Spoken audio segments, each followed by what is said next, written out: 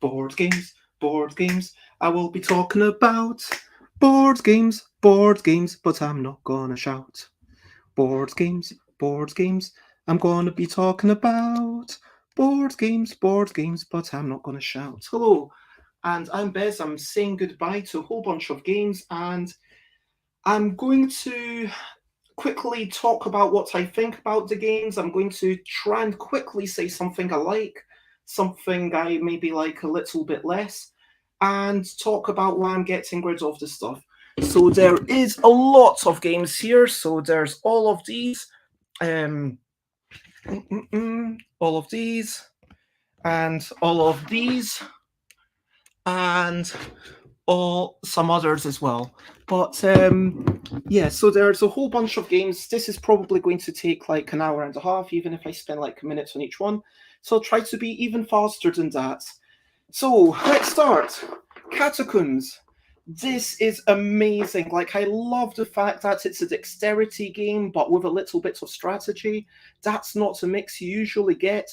One person's the dungeon master, everyone else is flicking their stuff.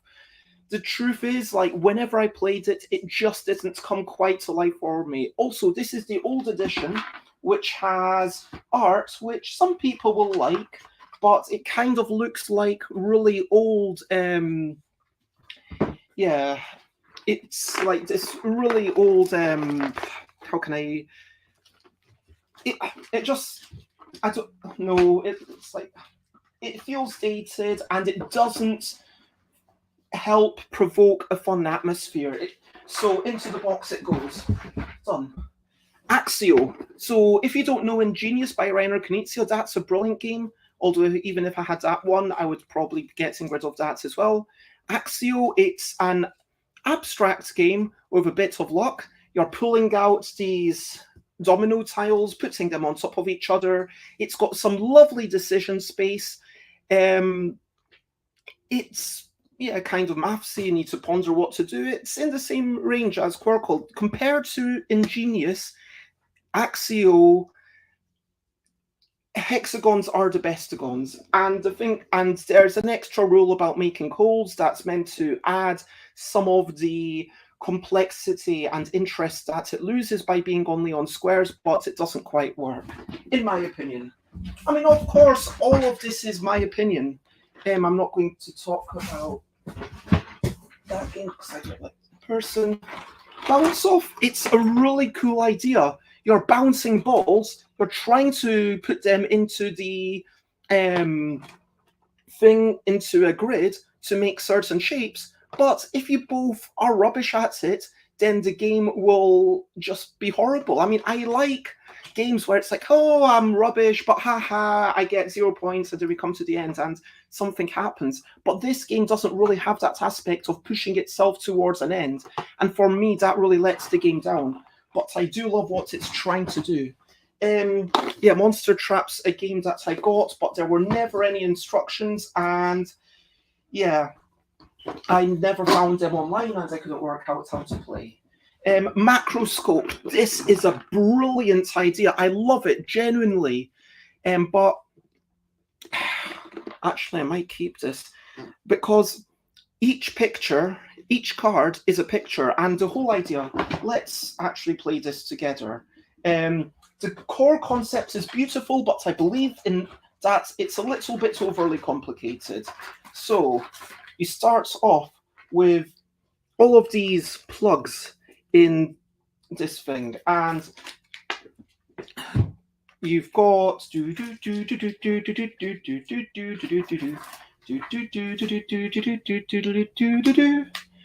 you've got this item, and you're removing counters one at a time, and eventually you're meant to be able to say, ah, that's what it is, a salt shaker or yeah, I guess it's a pepper shaker, right? Because pepper shakers are the ones with that. And then you look at it and see what it says, and then everyone has to agree whether you were correct or not. But there's a couple of things that let this game down for me.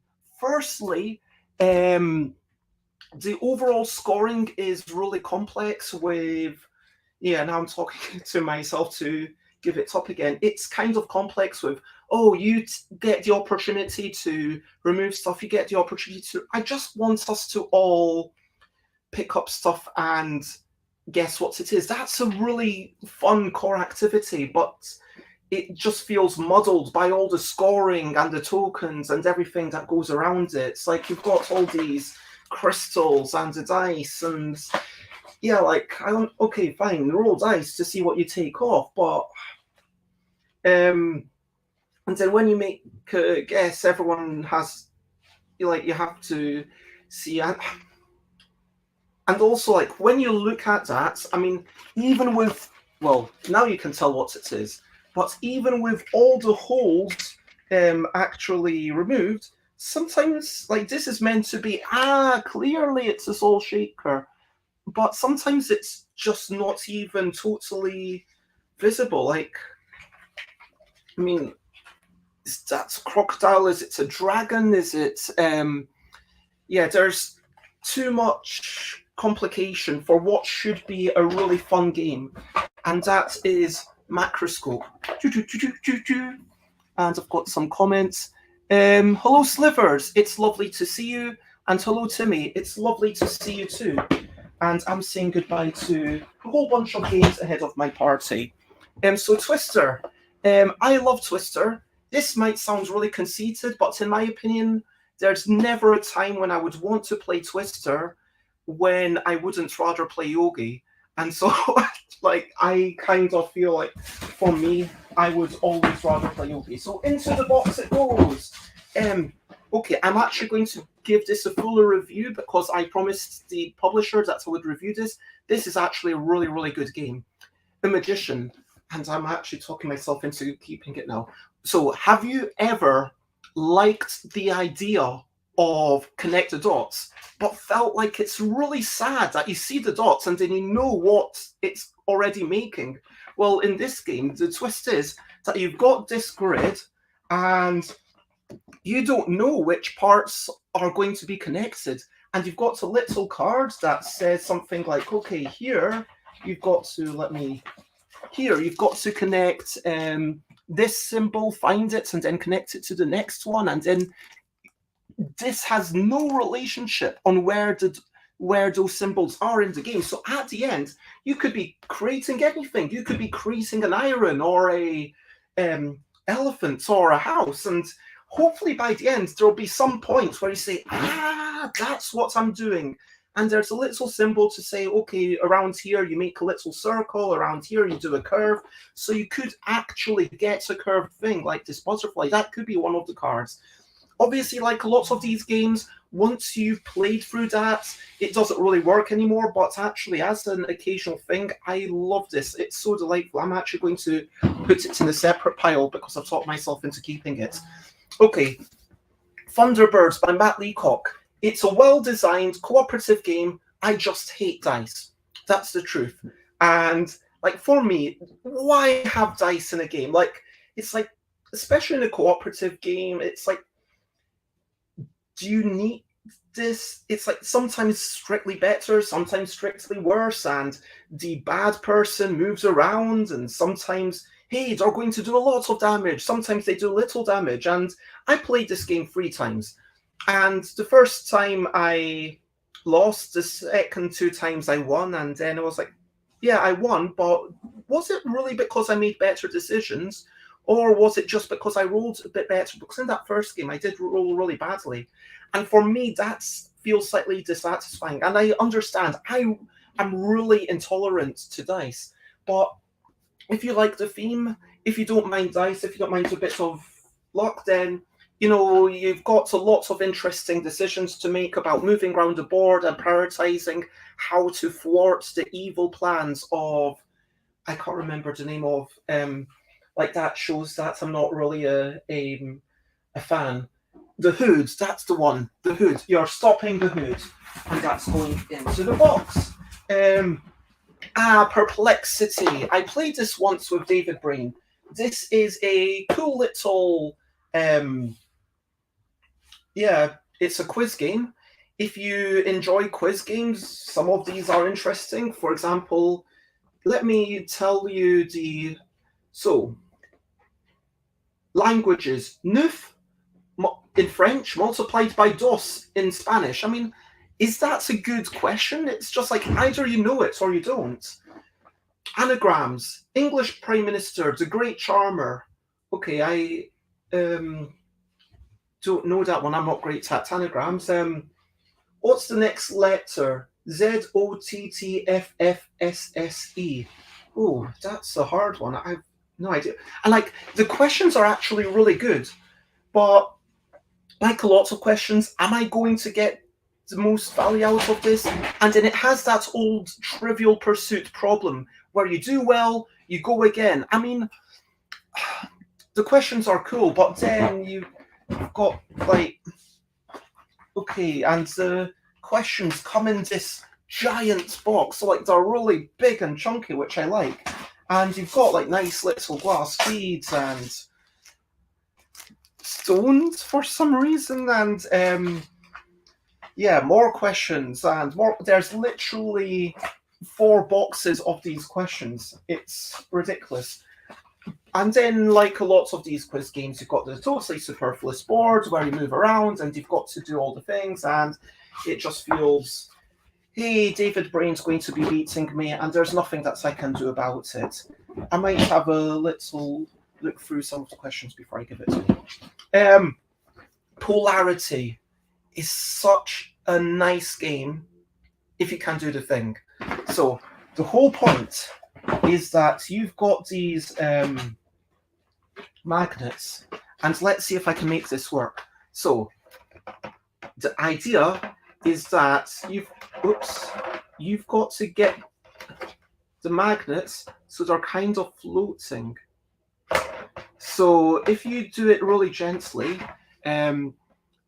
you can sort of get the magnet, so not there, so it kind not so it sticks together, but so it kind of floats. Oh, it almost worked. And there's also a base thing that does make it easier. Let me try one more time. This is a really cool idea, and the problem for me is that the barrier to entry is too high. That's fundamentally the problem for me. Oh, I almost had it. Did you see that?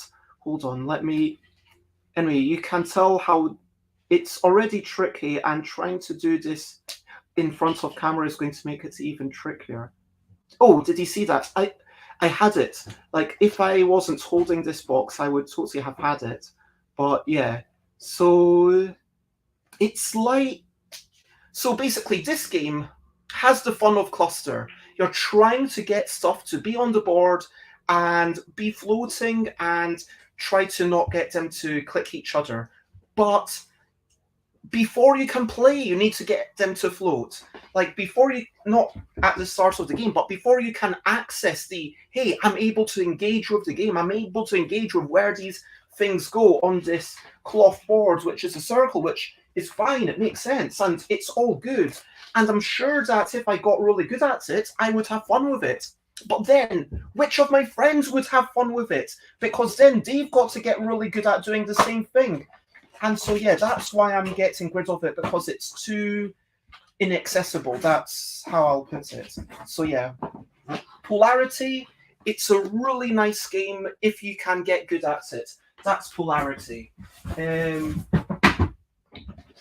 Max the Tomcat. Oh, I got given this as a present. Do I still have the instructions, the Spielregel, the Règle de Jeu? I might actually read through this for memories. I had so much fun playing this, and it is a lovely thing. And hello, Trombone Dalek, it's lovely to see you. Max the Tomcat is a really good game for kids, and you're all working together. It's by this company called Sunny Games, and designed by Jim Dekove. Yep, and it's just not a game for me, but if you've got kids and if you're like, okay, should we move this or should we move this? And rolling dice still gives you joy. Yeah, it's a brilliant game, and you're moving around on this board, and there's a lovely tree that you put together. It's quite pretty, and it kind of stands up. That is Max the Tomcat. I'm going to put it aside because I feel like I need to read through the rules. Yeah, I think this is actually my friends, so I'm going to give it back to them. Guess who? Never a fan of that. Here's a game that I actually love. So, as you may know, I'm going to Thailand. So the reason that I'm getting rid of games that I love, like Corridor, is frankly because I don't have space for all these games. And so it's not just about getting rid of the games I don't like, it's also about just making space. Corridor is, in my opinion, one of the most beautiful abstract games. It's simple.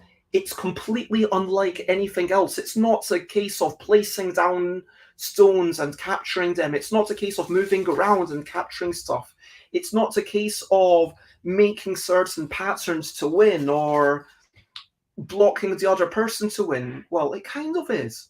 So, in this game, you've got your pawns, you're moving off to the other side of the board, the other person's doing the same, but on your turn, instead of moving, you can place these things, and these things, the walls, block 2 spaces. So you're creating a path for the other player, you're trying to add space to them, and then at a certain point, and spoiler alert, can I put on a spoiler alert if you feel like you don't want spoilers for games?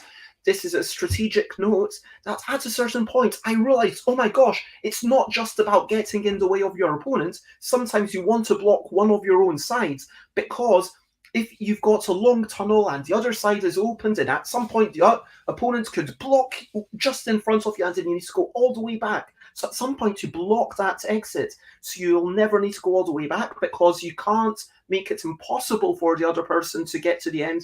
You can just make it very annoying.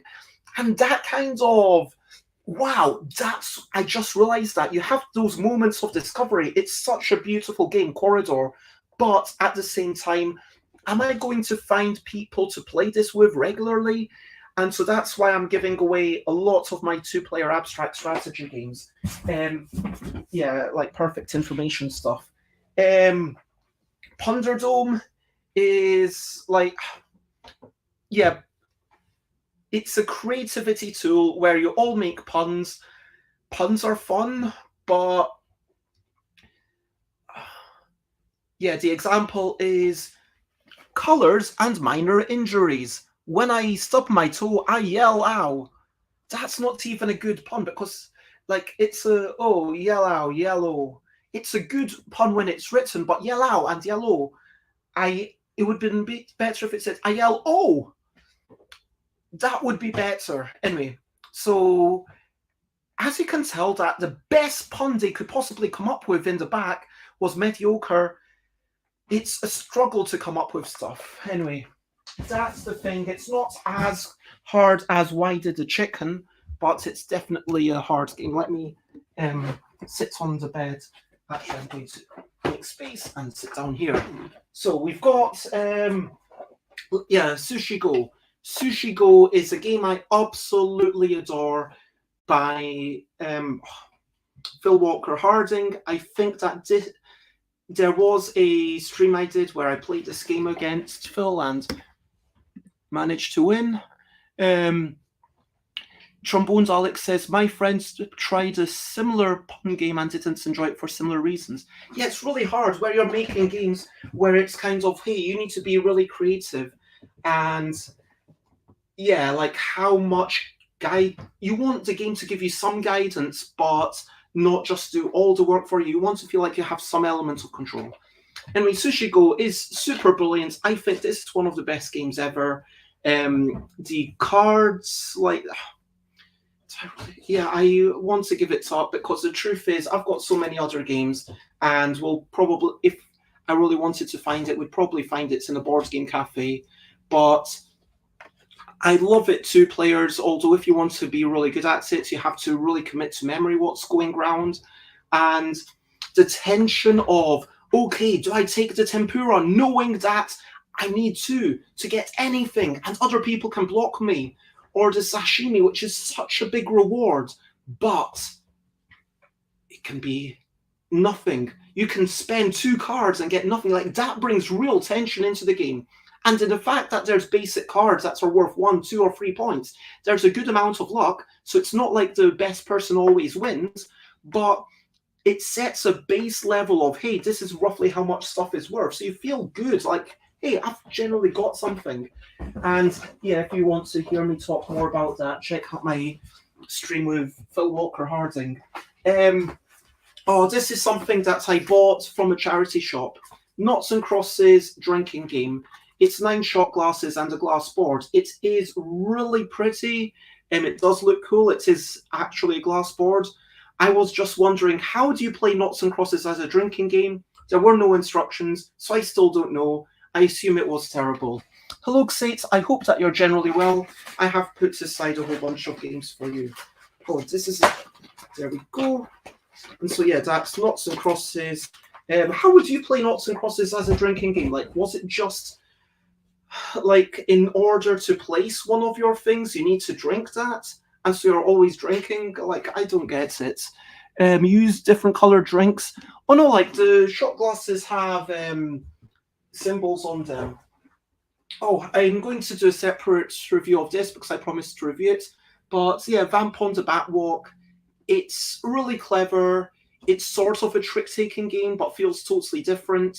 I just feel like there's little bits of confusion, and even after 3 games, we're like, oh, does this do this? Does this do that? And so it's kind of annoying. Grease Lightning. This is a really solid game by my friend Kathleen Mercury. Grease Lightning is a roll and move.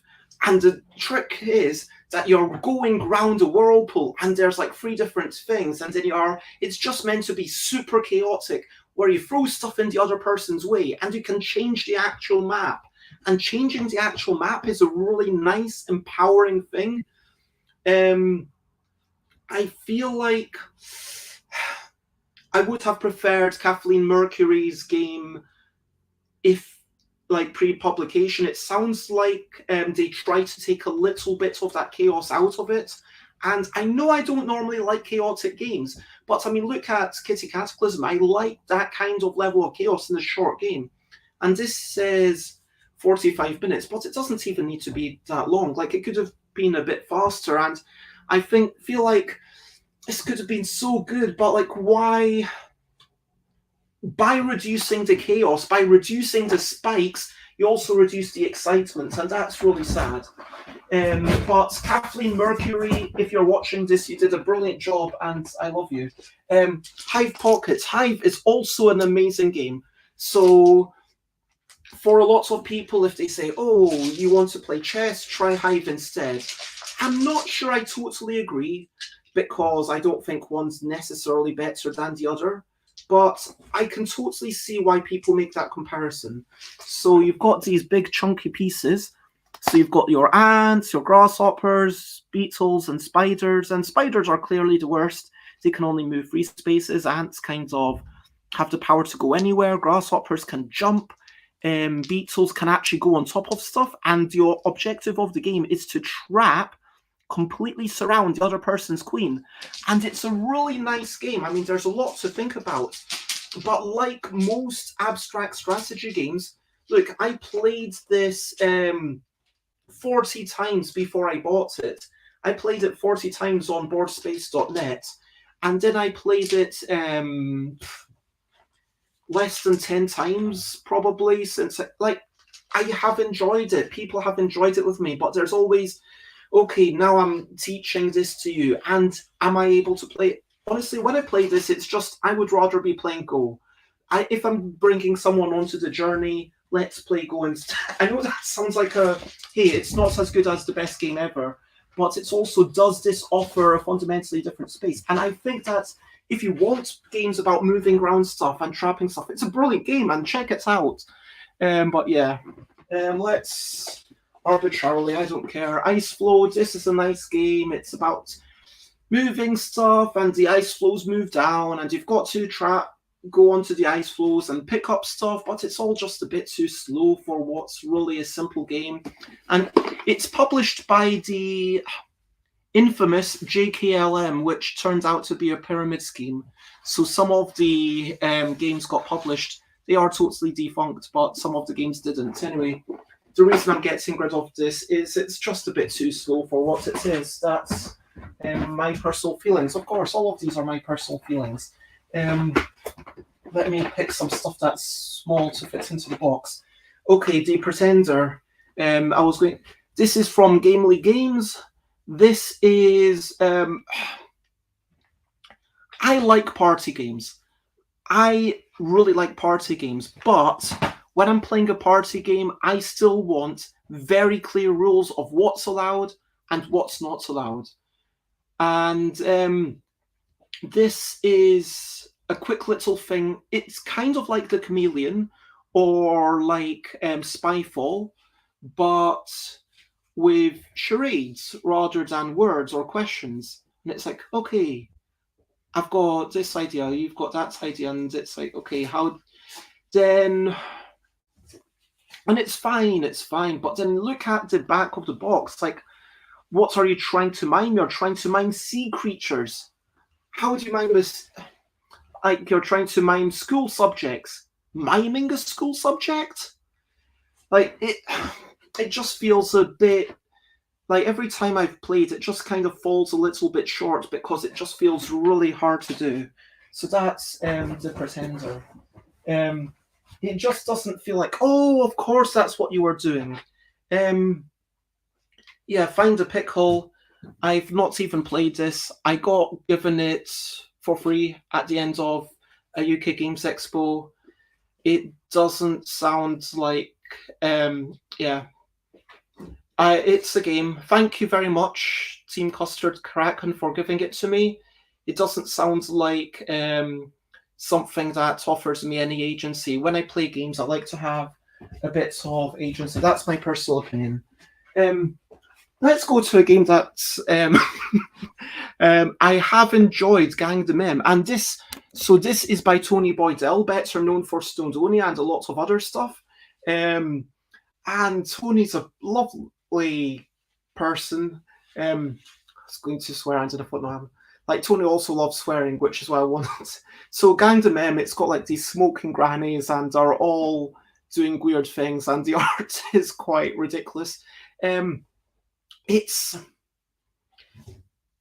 one of these games where I played it 3 times with a friend, and the third time was definitely a lot better than the first, where you're thinking, okay, this is how these cards interact. Each turn you're making small decisions, and on your first game you won't actually understand how these matter, but by the third time you'll wonder, oh, okay, I see that one's kind of slightly better, and I might want to play this in case they have that and stuff like.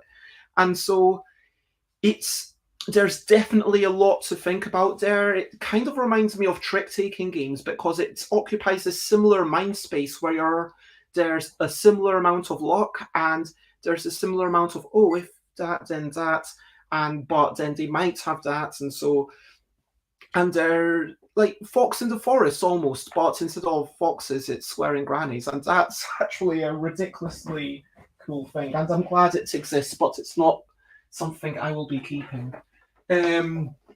Labyrinth, the card game. This is... So I got this because it was severely discounted at Lidl, and believe it or not. This is totally not like Labyrinth at all.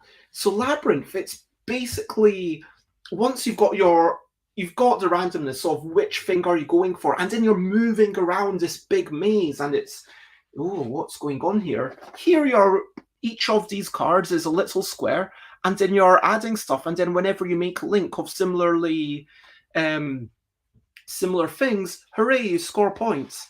And it feels nice, but like my issues with this, firstly, my main issue is that the game changes too much and there's too much downtime. On my turn, occasionally there's an interesting puzzle, sometimes there's not. And when there is an interesting puzzle and then I need to ponder it for a minute, then, okay, it totally changes. And now the next person has to ponder for a minute. And 2 players, it's not too bad, but it says it's meant to be...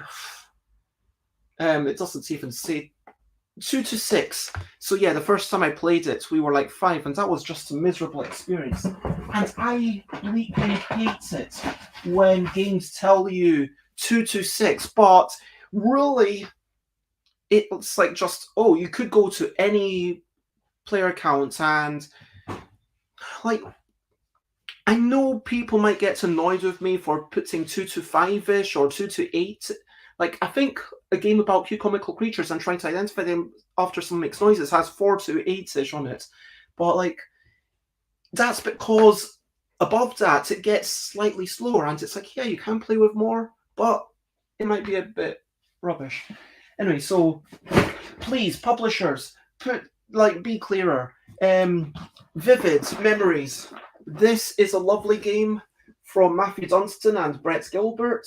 The art is gorgeous, so I love the fact I'm just going to share all the cards, but well, the tiles. So you've got 3 ways of scoring, and they kind of all relate. So you've got this board where you put your little tokens, and each hexagon can have 3 of these tokens. And if you, firstly, if you score these, so like if you've got a blue, green, and red, then you get 6 points for each one. That's amazing.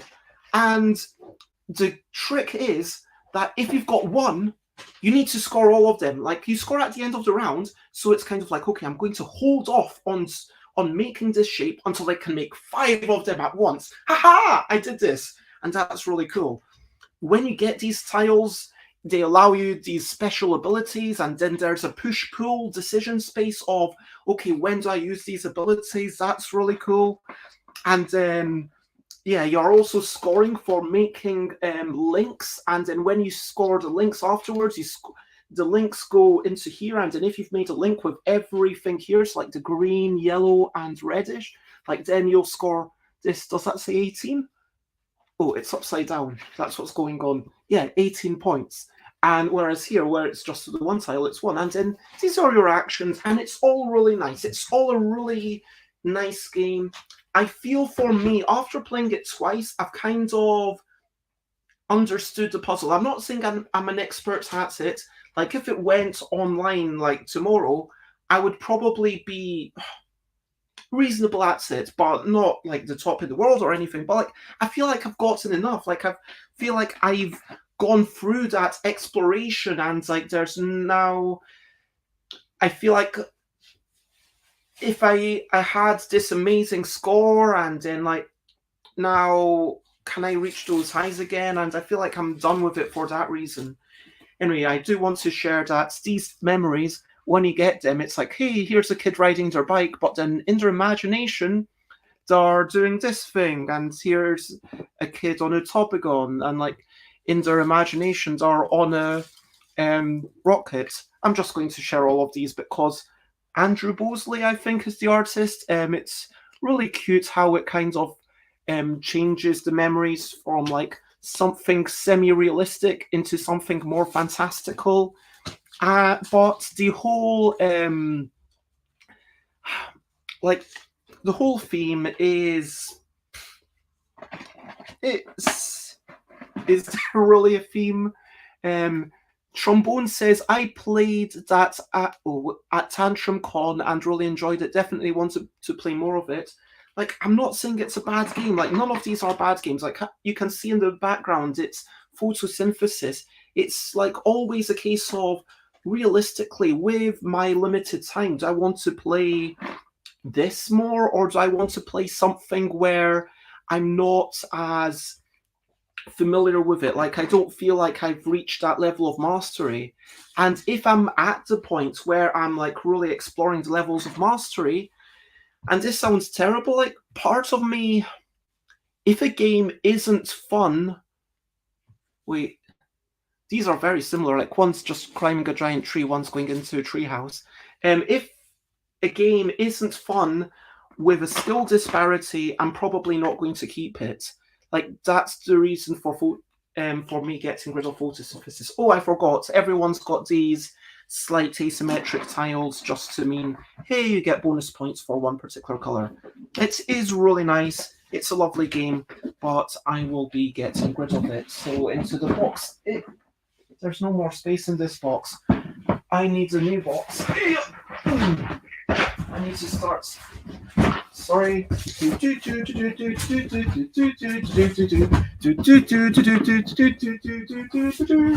New box. Oh wait, I want to actually keep this. I'm actually keeping.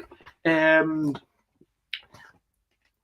there's no spoilers. Just like a track of Pandemic Legacy Season 1 of Who Played. Anyway, let's go to 22-1B Baker Street. Hello, Lloyd.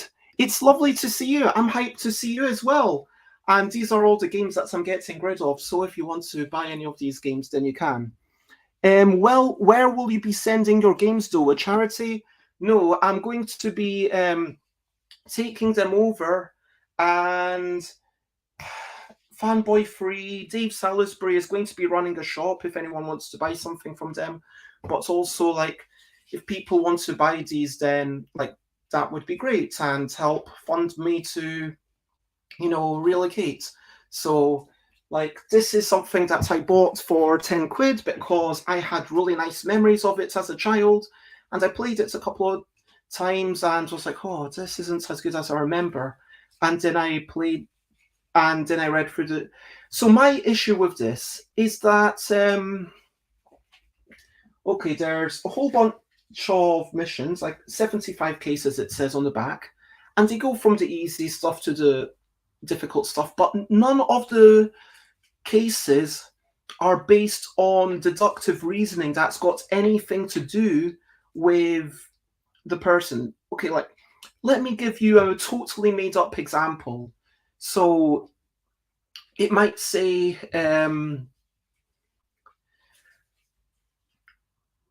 as a clue in the introduction, like, it will say this is what you need to work out.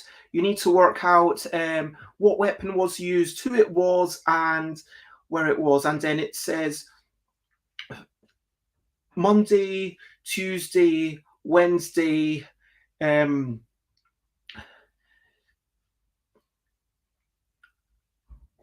question mark, TY. And then you've got to think, okay, so the person's got something to do with being thirsty. And okay, so that's maybe it's the landlord or something like that.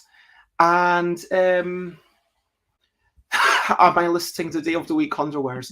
So the point is that, like, all of the clues have absolutely nothing to do with, oh, you saw this person, and then you think, oh, because of that, then that. There's none of that deductive reasoning. It's like just these riddles that have nothing at all to do with the clues, and there's a massive disconnect. And that's why I do not like 22-1B Baker Street. Also, the rules are like all masculine pronouns, which is bullshit. But Lloyd says, sweet, I'll buy stuff and give you some money to help you move. Also, the best parts of that game is the cool box. It is a really cool box. But yeah, I into the box it goes. Oh, My Happy Farm. This is such a cute game. I actually, this is making me not want to let it go. It's from Portal Games, but if you know Ignacy Shevchik, then like it's a bit unusual for them. Yes, it's a strategic game, but it's a 30-minute thing where you're basically drafting cards and you're flipping stuff over. Let me grab some pieces. Look, you're going to be putting stuff together and making really long animals. It's kind of cute, and you've got these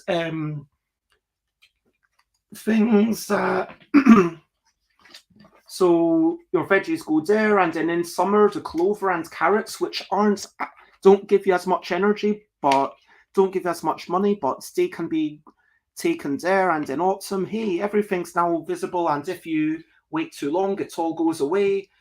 And there's a simple drafting thing there, and then you pay for, and once you've got enough animals, then you can say, oh, I'm going to get this extra animal. Where's the animal cards? Here, so like this cow needs couple of hay, clover, and beetroots. So it's basic set collection, like collect these sets, get the animals, and it's a really cute thing. And like getting these long animals, it's kind of funny, and there's obviously a prize for having the longest animal of each type. I think it's a really nice game. It's made me smile every time I played it. Oh, I'm actually. Do I want to get rid of it? I've got to. This is kind of sad. Yeah, I hope it goes to a good home, and as long as someone else who will actually play it and enjoy it. It's again the kind of thing where I enjoy it, but will other people? Forbidden Island is a brilliant game. Matt Leacock came after Pandemic. I think it went Forbidden Island, Desert, then Forbidden Sky. So in my opinion, Forbidden Island is a nice simplification of Pandemic. You can see a lot of similarities from Pandemic to here, where you're going round, and rather than removing the pandemic cubes, rather than curing disease, you're getting rid of water to stop the island from sinking. And before the island finishes sinking, you've got to grab the treasures and then get off. So it's a nice little game, and I just don't play it enough. That's the truth. And if I had to criticize it, it would be, oh my gosh, I feel like I need to criticize it, otherwise it's not a full review. Matt Leacock's too nice, so don't play their game. And now there's Forbidden Jungles. Yeah, I've not seen, I actually think I did see something about it. But I'm struggling to criticize. I guess, it at a certain point, once you learn it, I guess you can start to feel like, okay, whether I do well or not is a lot to do with the luck, but that's true of any cooperative game. Like, you need luck in order to stop it just being a pure puzzle. And so I think that it's ultimately, do you enjoy the core activity of working out what to prioritize? It's okay, does this bit of the island give you access to another part of the island? Does it contain something that you really need? And so, that's kind of cool.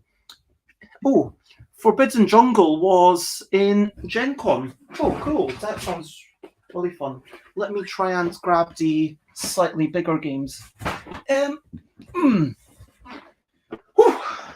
This is a big one.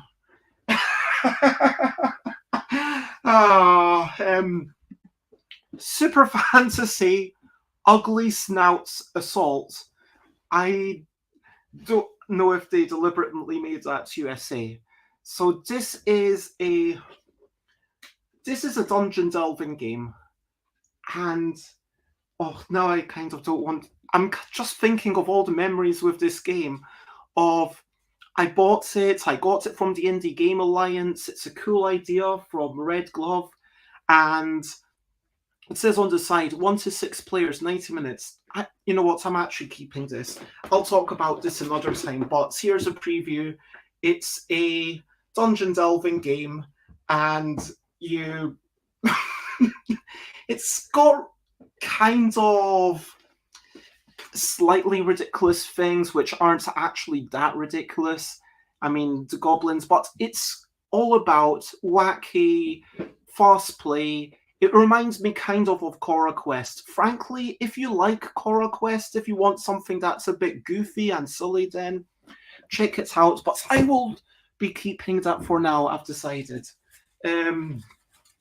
Chronicles of Crime. This is going to one of my friends because I got multiple copies of this from Lucky Duck Games for my volunteers, and at the end, I wanted to keep one for myself. I accidentally kept 2, and I actually think Chronicles of Crime is a solid game. I'm not a massive fan of app-driven stuff. But yeah, like there's definitely, whereas 221B Baker Street is about these riddles that are completely unconnected to the thing, this actually asks you to work out, because of X, then Y, and put these pieces together and work out where you're going. And because it's app driven, it does stuff that you really would struggle to do with a normal board, like having surprises that aren't just hidden cards. Okay, there's clearly this many cards, so that's what's coming. But like surprises that you don't know are going to be there. And hey, if you're not in this place at this time, then that won't happen. But yeah, into the box it goes.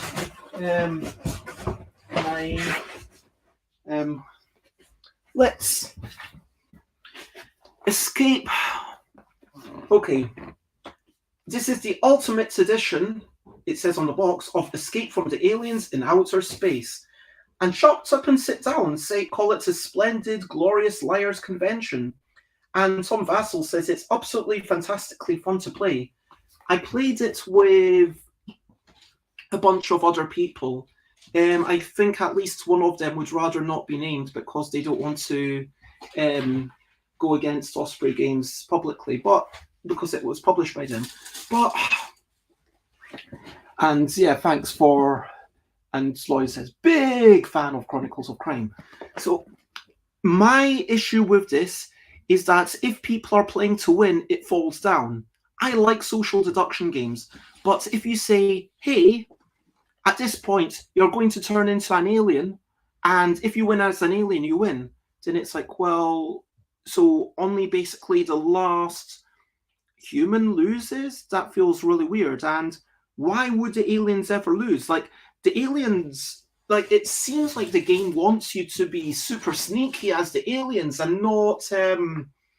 Okay, I need to say something good about this game. The promise is really cool, and there's these whiteboards which are really cool. Let me show you the whiteboards where everyone's got this flip chart, and then, hey, you're going into this map, so now you're kind of crossing off with white board markers where you are. And in theory, the humans are meant to be sneaking around, and then the aliens are meant to be sneaking around. But in reality, the aliens can just say, hey, I'm an alien.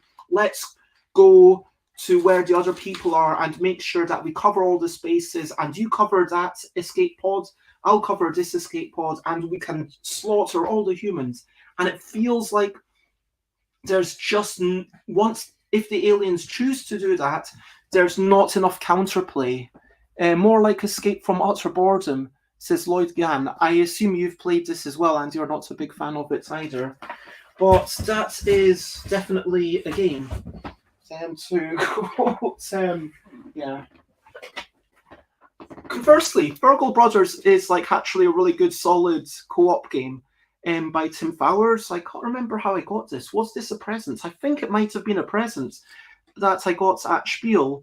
When I met Tim, and then Tim, I think, drew a cat's bum on a card because I was asking people to draw cats, and then I gave their kids like some games, and then Tim felt, oh, let me give you some stuff. I wasn't meaning for, like, didn't even want to.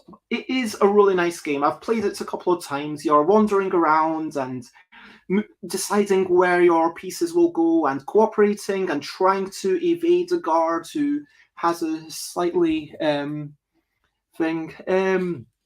What's on BJ? Oh yeah, Burgle Brothers, sure. A bunch more than one of these are. Yeah, are you just going to say it's on BGA for every single game that's on BGA? Is that going to be because you missed stats for Hive? Hive is also on BGA. Anyway, so it's a good, solid game, and anyway, it's a good, solid game, and I actually like it.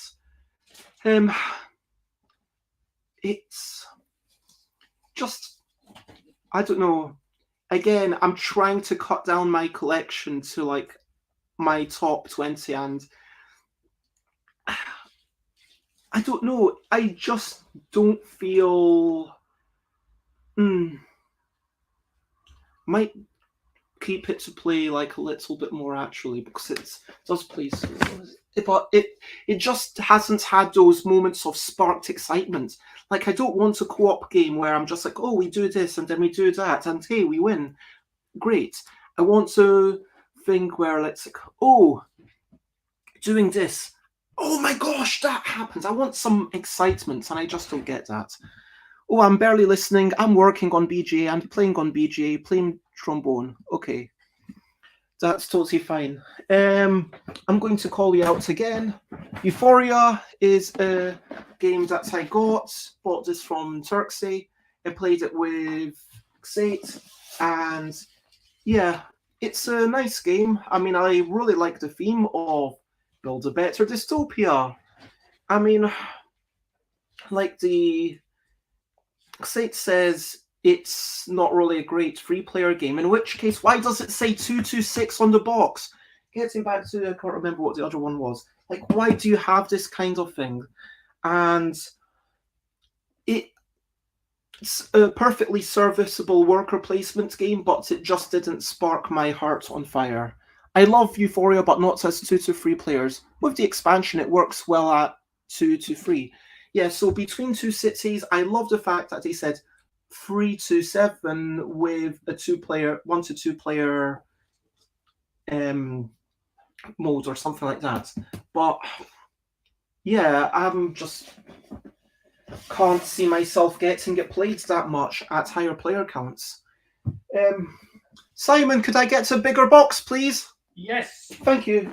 So that's my housemate, and I'm putting Euphoria into this box. Into the box it goes. And let's go to Pulu Pulu. Thank you very much. So Pulu Pulu is a solid little speed game. I got that from the publisher, and you know what? It's like someone introduced me to the term slapjack. I don't know if you've heard this term. So slapjack is a folk game played with playing cards, where you turn cards until there's a jack, and as soon as you turn over a jack, you've got to slap it. That's the entire game. And so this is a really solid speed slap the thing, and yeah, it's a really solid game. And it's interesting, like, it just reminds me of someone else who was talking about their design. Oh, Taco Cat Goat Cheese Pizza. And the thing about that game is that it mixes together the verbalizing with the visuals and then the physicality. And the physicality is the interesting thing, where not only are you slapping, but you're needing to touch your head, and that brings a little bit, more to it. Anyway, this sounds really curmudgeonly. I'm basically saying it's good, but not as good as that other thing. And it is a solid game, and like, I play it, and it's a really solid thing. And I'm actually thinking that I might keep it a little bit longer, just because it is a relatively nice small box. It's not too big, and like it could be slightly smaller. Like if you look at there, I mean, all of that could have fitted into something about half the size, like an LDEX style, Wibble plus Deluxe style box, but it's not too big, and it's a solid thing. Like a lot of these speed games, it doesn't have anything to mitigate one person being better than the other, but if you've got enough of these, then hey, you just try another one. So I think that as part of the library, actually, I'm going to keep it for now. And Lloyd says, "Hi, Simon." Who's Simon? Is that the publisher? Simon? Like, not sure who you mean. And Lloyd also says, "Someone play me on BGA. Anything to get out of answering emails all day. I'm sure you will find someone willing to play with you." Okay, so this is 2 versions of Crow's Overkill. So it's the exact same game. I think they're even the exact same card size, but in different size boxes. So this one is the original Japanese. This one's the USA. You can see they're the exact same cards. In the USA, you can see, hey, it could have fitted into something less than half the size. Like, that is all the game. Literally, it's just that stack of cards. And I know that box size isn't like the biggest issue for most people. I understand that having a big box on a store shelf is nice, but it really bleeping annoys me. It makes me think, why the heck did you have to do that? You could have just done that and thought more about how it's. And I like that Japanese games. I mean, frankly, even this box is too big in my opinion. It's not as bad, but again, like it could fit in half the size. I mean, because I've got that bigger box, I think I separated out the different types of cards, and so yeah, I'm not going to give them a hard time. What I will give them a hard time about is that this is a really chaotic game with card. Okay, so the original has multiple languages on it. I think it's like 3 different languages. But even with the English only edition, it feels like all of these, like there's just a few that just have so much text, and then the basic thing is, okay, that's interesting. It's a chaotic game. It feels like Kitty Cataclysm in terms of, okay, you're attacking people and then you're passing stuff around. It's highly interactive. And then you've got these special effects cards. So draw 2 blind cards and deal them in front of a player face up. Okay, sorry, 2 bird cards. Draw 2. Like, why do you even need these 2 different piles? And cancel effects. Okay, that's fine. Okay, that's not too much text. But then you get these, which are like full sentence, and then it just slows the game down when you've got to read like that much in every single. Shuffle all of your bird cards, starting from you in clockwise order. Deal 1 card to each player, face up until finished. Yeah, fine. Is it interesting enough? Copy the effect of the top card of the discard pile, or reflect the effect that targets you to another player. Like, it's bad English, and I would have thought that this would improve given that it was being redone by an English publisher, but yeah. It's that annoys me.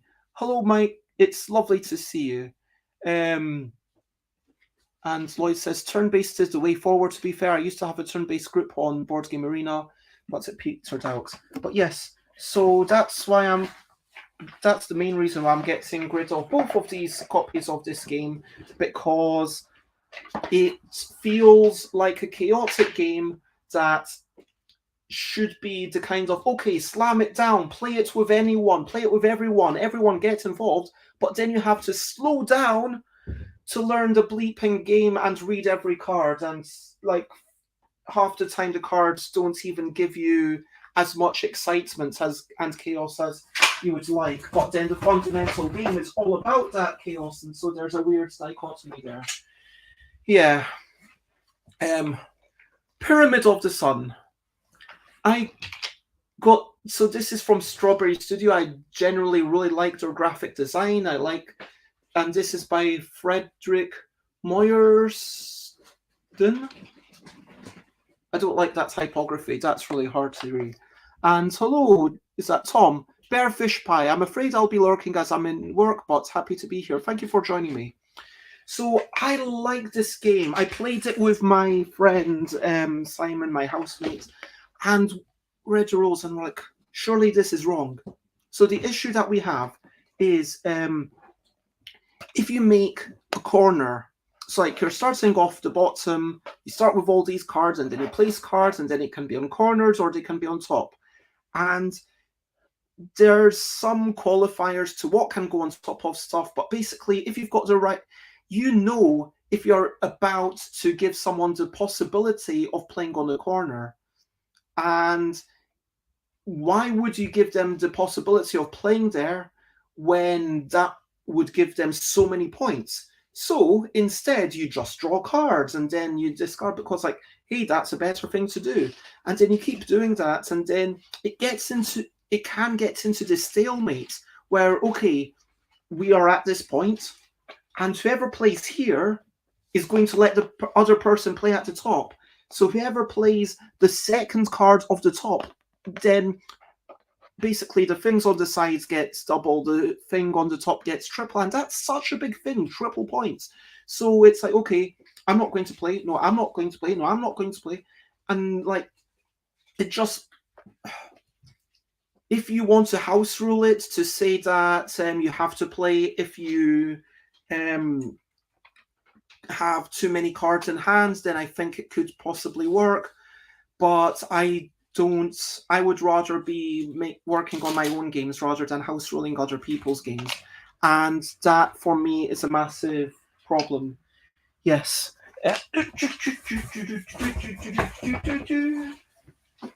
Cover your assets. Cover your assets is a nice little thing from Grandpa Beck, which is really interesting marketing, how they call themselves Grandpa Beck. And I think that I saw somewhere in the US editions, they actually have their, I think that's a US number, and it's an actual phone number that you can call, which is really cool. It's nice, it's a simple take that.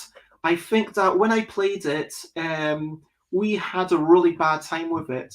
I think I actually talked about this on stream ages ago with Chris, where basically, I'm not going to say we would have actually fallen out, but there was definitely some animosity where it was like, wait a minute, why are you targeting me? And it's like, yeah, Chris, because even though that person's second, I think you actually understand this game better, so I'm picking on you. So you need to be okay with people picking on you, obviously, but then at the same time, it's a little bit like it says 30 minutes on the box. I think it was slightly longer for us. We did play with the full player count, and like it's certainly not like diplomacy styles of, oh my gosh, you did that to me, but it certainly gets into, oh, you did that to me, and now I'm not going to be able to win, and now I need to sit here for 20 more minutes. And so yeah, it's fine if like it's a take that game that for me slightly overstays its welcome, I guess. And Stream Element says to stretch. Stretching time, curve my body to make a curved line, bend around, swing my hips, and that's the end of the stretching time. Read my lips. Okay. What am I going to do next? This is just a box of prototype bits that someone else might want. If you want the Panda prototype bits, then great. You can pick that up. Yes. Unicum. I mean, it's such a small box. I'm tempted to keep it just for that. So this is by my friend. I trade it with him, Magnus Hageneuer. So it's a German party game. Oh, I remember playing it and someone saying, yes, I can see how it's German. It's not a ha ha ha. It's a this is a party, yeah. I mean, that sounds really racist. I'm sorry. But it's a kind of see what other people think of the cards, like try to find what's unique, try to work out what's got a difference, and there is an interesting game there, but it feels a bit dry. It feels like a bit cerebral, but like it is a tiny box. I might actually keep this. I'm keeping it, I've decided. Partially inspired by the tiny box. Here's another tiny box I'm probably not keeping though. So Iota is a, and I love that, German party game. And does it smell of tzatziki? It doesn't spell of Satsiki, sorry.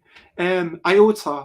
So this is a great big game in the teeny weeny tin. That's what it says.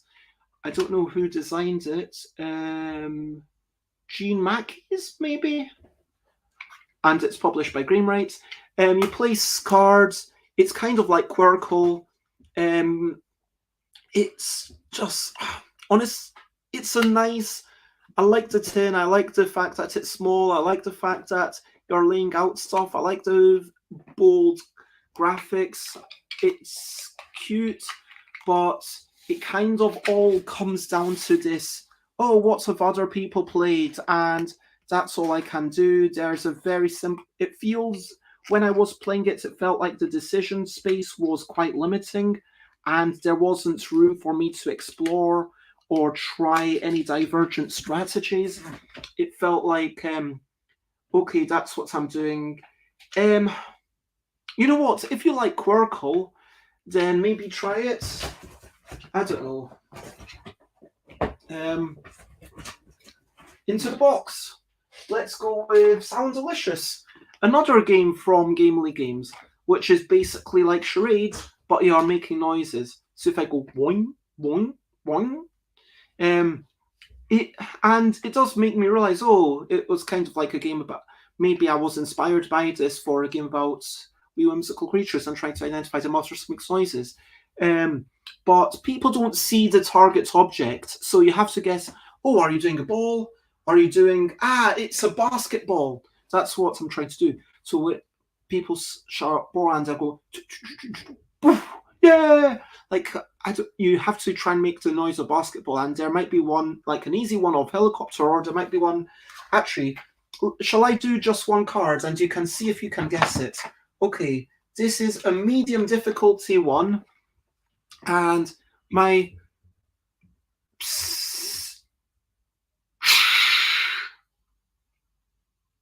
that's my noise. So I'll do that noise again.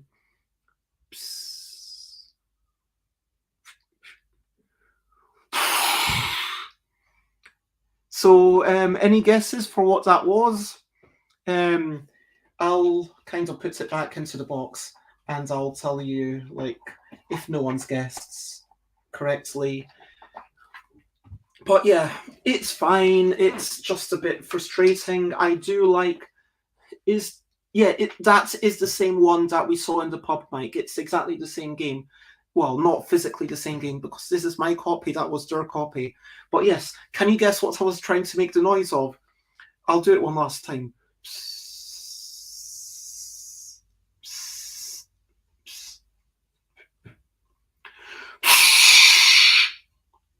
That's my noise. Anyway, yeah, I like. It just seems a bit hard to guess. No one's got to guess yet. So I'm waiting for you to guess. I'll carry on talking about what would fit into the box nicely. That's honestly my main consideration. Lady's choice, I'll talk about that. A faucet. Oh, that's very close. It is potentially in that room. It was meant to be a toilet. That's what it said. Steam. No, it was meant to be toilet. Like, it was meant to be like that, someone peeing and then like kind of maybe wiping and then like the kind of toilet kind of flush. But anyway, lady's choice. I will talk about this separately on another video. It is a game that you might say has problematic views because the whole premise is that, hey, these guys are trying to lie and present them as the best person. And my issue, frankly, okay, so I get that if you are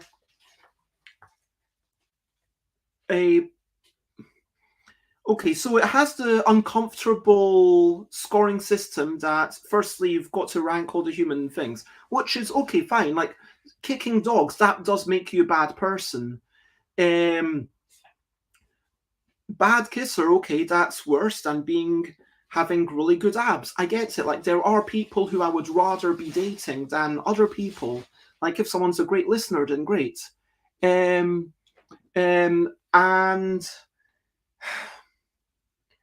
my issue is not just with that and the scoring, which basically is all about.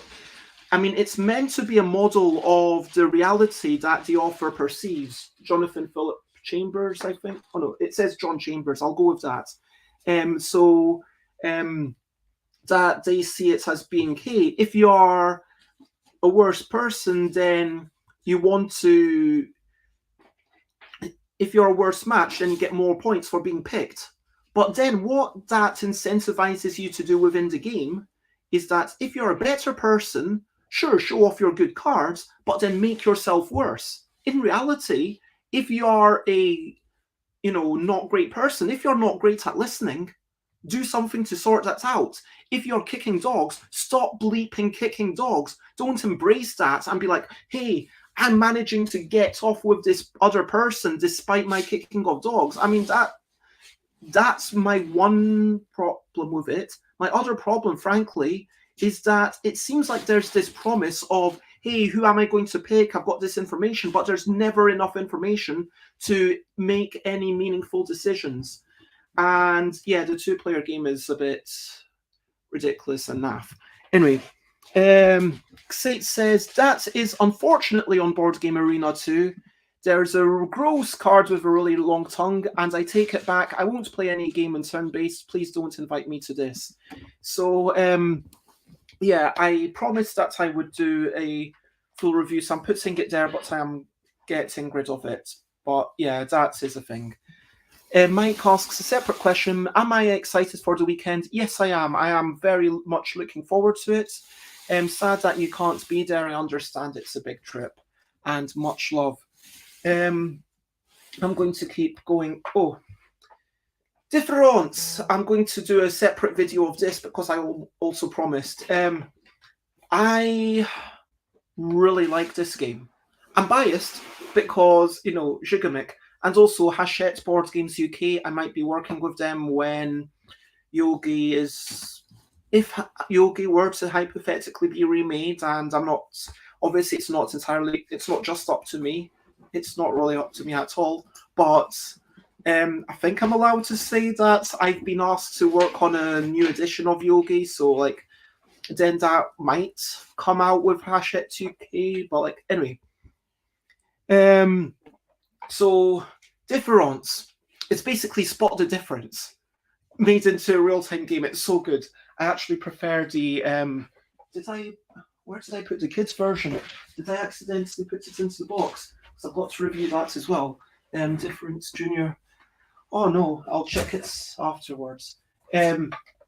So, the key thing, let's look at these cards.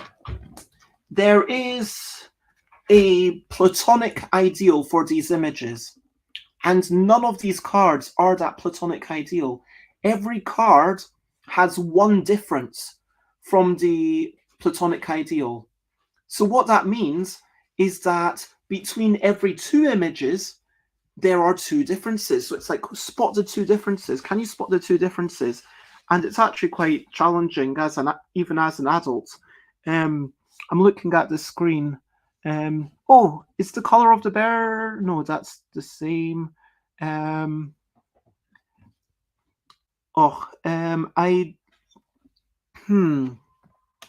can't see the differences, but yeah. Oh, is that? No, that's there as well. No. Anyway, this isn't going to make for fun. Look, it's a cool game.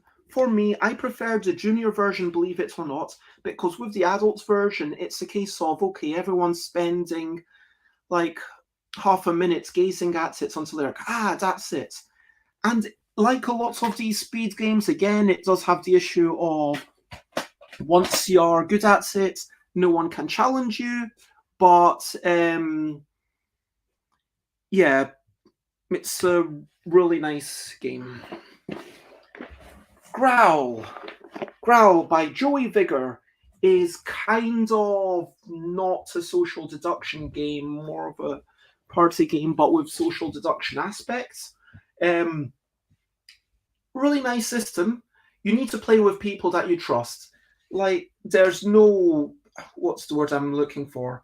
There's no bookkeeping. So it's like, okay, did you ever have 3 bytes cards, and were you officially a werewolf at some point? Okay. Oh, where did you ever get 3 of those wound cards and officially killed? Oh, okay. So we will never be able to tell if you pass them because there's nothing to track that. But if you're playing with people that you know, it's a cool game. So you have all these cards, and gold basically does nothing, and you're just handing it around. Wound hurts people. Charms stop you becoming a werewolf, and bites turn you into a werewolf. There's also salves, which, there we go, which can cure wounds. So at a certain part of the day, it's like, okay, who are we willing to kill? Who are we, let's chat about it before we pass cards around. And it's like, oh my gosh, this person passed this to me. And it's like, at the end, the way that this game is engineered, there will more and more people are turning into werewolves every time you pass cards around. And every turn, it's just flip a card, give it to someone else. So flip a wound, you need to wound someone. Flip a bite, you need to move someone closer to becoming a werewolf. Even if you're a good person, you might be turning someone into that werewolf, which is really problematic. And then it's got this slight problem of, oh, well, we win by being bad. But as a party game, if you've got the right group of people, it's lovely. And I think I've got James who's coming, who already really wanted to buy this. But yeah, I've got good memories of playing it in a big group. I will say that it says 4 to 10, but if you're playing it with 4 or 5, again, this is another one of, why does it say that? It should probably say like 5-ish to 10, because it's got a certain limit on how many cards you can have. Let me pop that into the box. Oh, it doesn't quite fit. There we go. Yep. And kitties, which also says kitties in Japanese. I got this at Spiel. I think I swapped for it or something. It's a nice little social deduction game. It's very forgettable. I forgot all about it. Yeah, you're playing cards. I think you were, I played this years ago. It's like you're the whole guess what other people play, but then do you get enough information? That's always a hard thing to straddle. So yeah, I don't think you get enough information. You might disagree. Maponimos, Europe. This is a nice game if you're basically making a chart, so things have to be placed beside something that they're bordering. It doesn't mean that the final thing will look anything like a map of Europe, but it does mean that there will be like some topographical relationship between adjacent countries. It's a nice game. It takes a long time to start playing, and then figuring out what can border the stuff. But I guess like it could be really good for an educational thing, and it's a cute idea.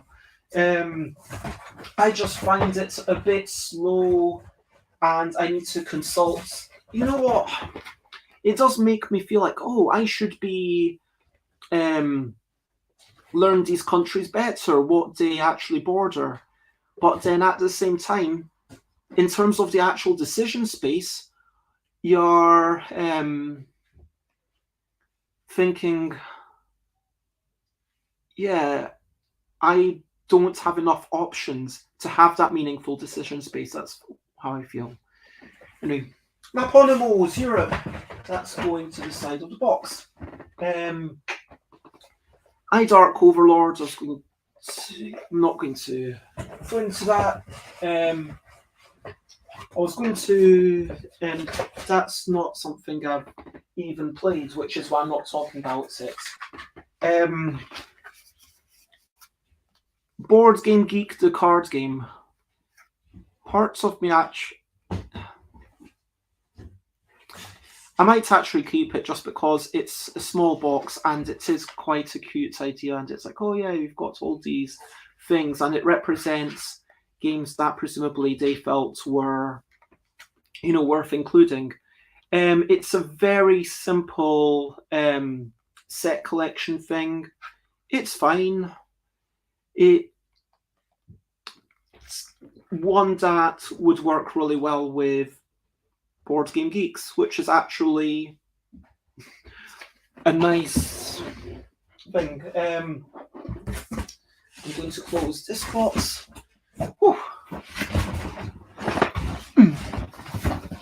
Double check to see if I did put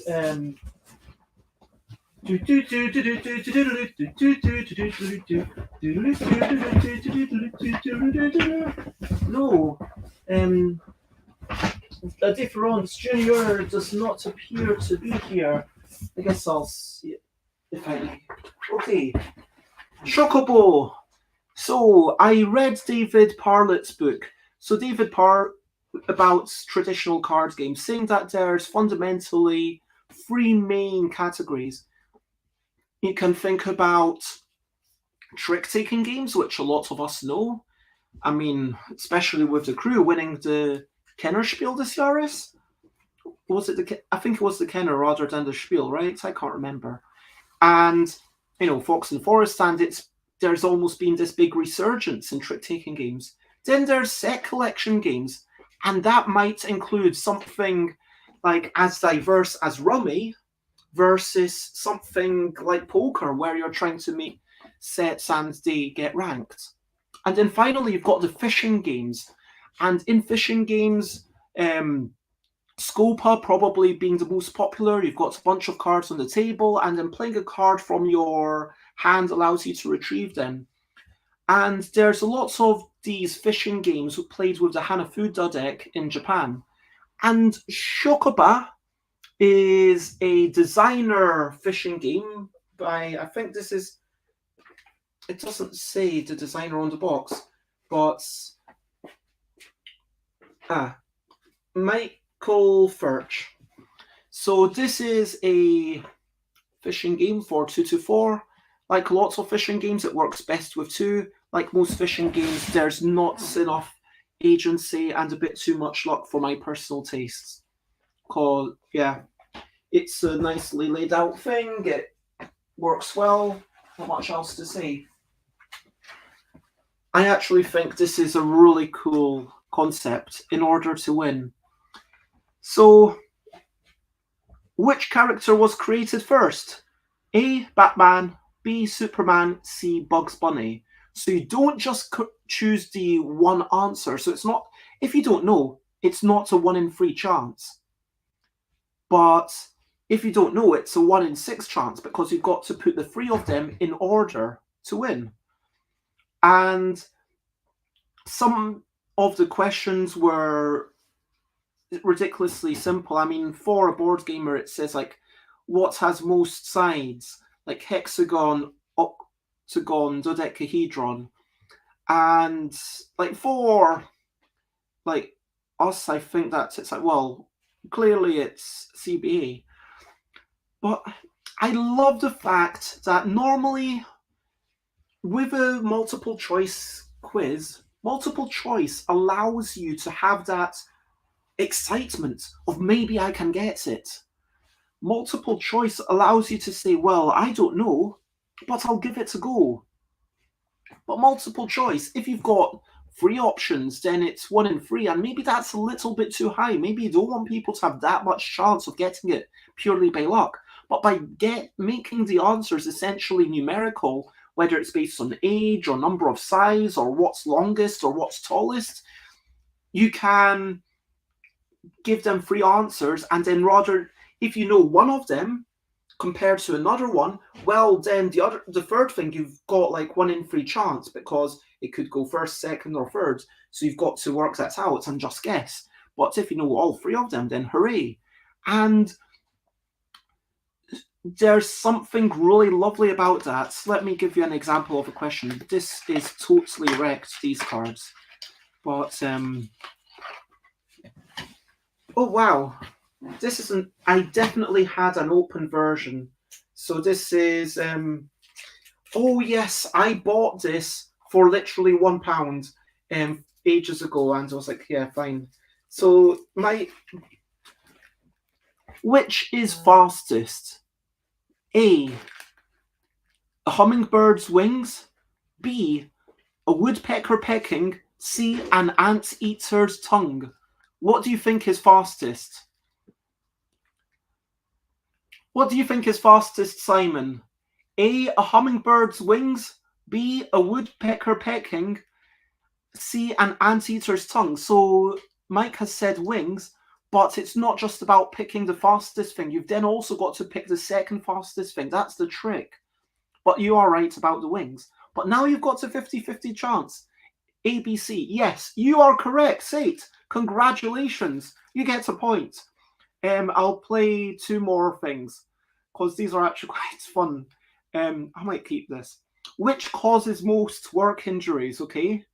A, machinery. B, falling. C, lifting. So, what causes most work injuries? A, machinery. B, falling. C, lifting. D, stupidity. Yeah. A, C, B. So you think it's machinery, lifting, then falling. I will. Lloyd says it's lifting, machinery, then falling. Neither of you are quite correct, so neither of you get points. C, A, B. Oh, that's not correct either. That's lifting, lifting, machinery, falling. That's the same as what Lloyd said. No, no one gets points there. The answer was lifting, then falling, then machinery. So it was CBA. The final question I'm going to ask, okay, is which animal has the most teeth? The most teeth. So is it, remember is it A, the cow, B, the dog, or C, the cat? Remember, it's from most teeth to least teeth. There's no reference here. Please don't be searching on Google, although I've not got any way to adjudicate it. And so cow, dog, cat, put them in order from most teeth to least teeth. Cow, dog, cat. Any answers? I will say that I am actually surprised about this one. I would not expected that to have the least. Anyway, so that's basically the game. It's a simple quiz game, and it's really hard for a quiz game to have a nice gimmick. I mean, so much. Cow, dog, cat, says Trombone Dalek. Cat, cow, dog. Cat, cow, dog. No, you're both wrong. I will say that neither of you got the first one correct. One of you got the last one correct. I'll let you keep guessing if you want. But yeah, I'll put that down, and I might actually keep that because I'm having fun with it. Just okay. Cat, or shall I just tell you the answer? It was dog, cow, cat. Dog, cow, cat. Congratulations, Lloyd. That is the correct answer. Lloyd, you're the joint winner. Dog, B, cow, then cat. I would not have expected cat to be the least. So, yeah, that is that game, and it's just a bunch of quiz cards. There was also a DVD version of this game, and I did get the DVD version also because I got it at a ridiculously cheap price. I assumed that it was overproduced and didn't really catch on.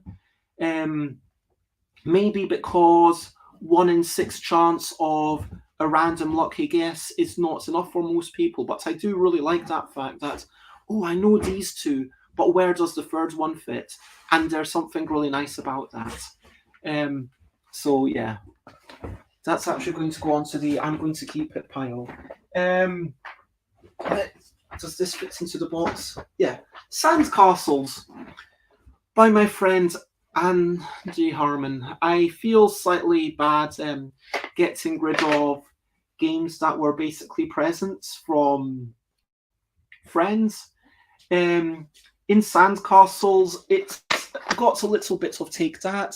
You are placing sandcastles, and there's a rock, paper, scissors method of seagulls, crabs, and buckets. I can't remember which one beats which one even, which is probably not a great sign.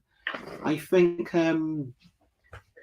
does crab pokes a hole in the bucket, I think, but seagull beats the crab and the bucket beats the seagull. I think that was it. Anyway, so basically, if someone's got a piece on their board with a crab, you can swipe it as long as you've got the seagull.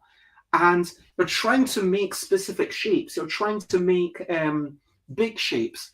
And then people just swipe that stuff. And yeah, it's nice. It works. It's for me, there's a weird dichotomy between this chaotic take that, which is definitely fun, I'm not against it, and this relatively simple set collection, which is fine, I'm not against it. But together it's like, okay, I'm not able to antagonize you every turn, and so like, but like there's too much take that for me to really bother planning what's or getting invested in my sandcastle, and that's kind of how I feel about it. I feel sorry, Andrew, but yeah, that's just my opinion. Anyway, what else shall I put into the box? This is a small game. Picnic Blitz is actually a really nice little thing where roll dice, move the queens, and you're either trying to get lots of a number to move forwards or different numbers to attack. And like it, I don't know. It doesn't have. It's a simple luck game like dice rolling. You know, I'm not the biggest fan of dice rolling generally, and it doesn't have enough like whoa. If I'm going to have dice rolling, I want it to be like either just I want either just like a seed for Castles of Burgundy, or I want it to be like, oh, you did that, whoa, and I never get that whoa moments. Do you know what I mean? Miam. Yeah, this is a sorry, I'm just reading the back of the box, and it's not even okay. So Miam is a fun, family-friendly game of memory and strategy. With elegant design and simple rules, it is as appealing for adults as for children. Exercise your memory to find matching foods, whilst employing your clever tactical abilities to fetch the highest price. A tasty delight to be enjoyed with family and friends. Indulge yourself, it's calorie-free. And then it says in French, Miam est un jeu familial divertissement qui demande mémoire et stratégie. And on it goes. I'm not going to read out the whole thing. You don't need to listen to my terrible French accents. It's a nice memory game. It definitely felt like it had... It's not just turning stuff over. There's also... I feel like I need to put that to the side and play it again because it's been a couple of years since I played it. It's been like a hot minute, to quote people. But I do like the name. Like, apparently, you say Miam, Miam, Miam, Miam. That's why it's called Miam. True story. And it's simple. It's not something that's going to set your world on fire, but it's pleasant. And yeah, sometimes if you're planning a trip to Thailand, maybe you want to take something that's just pleasant. Do I want to take Fear? No, I probably don't. Fear is definitely better than Uno. It's kind of like Uno, where you're playing cards and it says on the back, it will take 10 to 15 games of Fear before your group has explored the entire system. It can then be reset and played again by the same or different groups. And that, yeah, I played through the whole campaign like with a bunch of people, and it was interesting. Like, you get new abilities, and it's like, oh, we've got this now, and there's definitely twists that happen, but at its core, it is a very simple game that the joy is in the discovery. And now as I'm talking about it, it's been, I mean, when did I last play it? I think it was when it came out. So when was that? Like 2016, 2017? No, can't have been that long ago. 2019? It was definitely pre-pandemic. It doesn't say here. 2017. Wow. So I think that I played it 2018, and it's been, and now like I'm thinking, you know what? It would be fun to go through this again. It would be fun to play through and have that joy of discovery. But everyone wants discovery at different moments. And I think there's almost an interesting lesson here about expansions, because what's really happening here isn't that the whole fast forward method, this is the top card, and then you've got the general rules, and then you go through this deck, and then the deck's meant to be like, hey, here's some stuff that you do. And the general rules, it doesn't even tell you how to win until you get a little bit further down. So you get halfway through the deck, and then it's basically explained the game. And then as you play each time, a few more cards will come from the deck into the player's hands, and then you'll have these new abilities like, oh, this card has... And if you play with a new group of players, then you've got to remind them of everything that's happened at that point. So only if you're playing with a consistent group of players does it really work as a campaign. And only if everyone enjoys having new information at the same time does that really work. Which is also the problem with every Legacy game, that you've got to gauge, okay, do you have a really simple first episode like, Stonemaier, Legacy game, someone remind me, please. Anyway, that's one, like, people complained about the first episode chapter being too much. No, not Scythe, like the Legacy one, not like the Charterstone, that's the one. Anyway, yes. And so, compared to... And Pandemic, Legacy Season 2, it specifically says if we could recommend you play a couple of times without the Legacy aspects just to learn it. And then once you're ready to start the adventure, then you start going forwards. I think there's some value in allowing the players to decide that for themselves. Like, I kind of felt that about My City, playing it with my family. Like, there were definitely times when my family wanted to just play with the same rules, and every time there were new rules, and they would sometimes be like, oh, that's a bit sad that rule's gone away, or we really enjoyed that style of that game. If only it had stayed as that for a little bit longer. So I think that allowing people to take a little bit more ownership and say, if you're really enjoying this, stay on it for a little bit longer. But yeah, that's me going off on a tangent, because clearly I never go off on it. Anyway, that's My sarcasm isn't very good, but yeah, I do tangents here. I can't even bring myself to be properly sarcastic. 3 wishes I have to play again to talk about, so I'm going to put that to the side. Yes, no, oh my gosh, this is. I believe that this would be a really fun game to play once every 5 years. Genuinely. I played through all the cards with Chris and McCall, and we had a good time. It's ridiculous. It's fundamentally ask someone questions, they need to reply. If they Bez is the most on-topic streamer I know. I mean, the funny thing is that that's probably actually true, because most people actually, the chat is such a big part of it, whereas I'm like, yeah, this is what I'm talking about. So yes, no, I might say, what's your name? Bez. Are you sure? I am. It's not Cecil then. It isn't. Or Gertrude?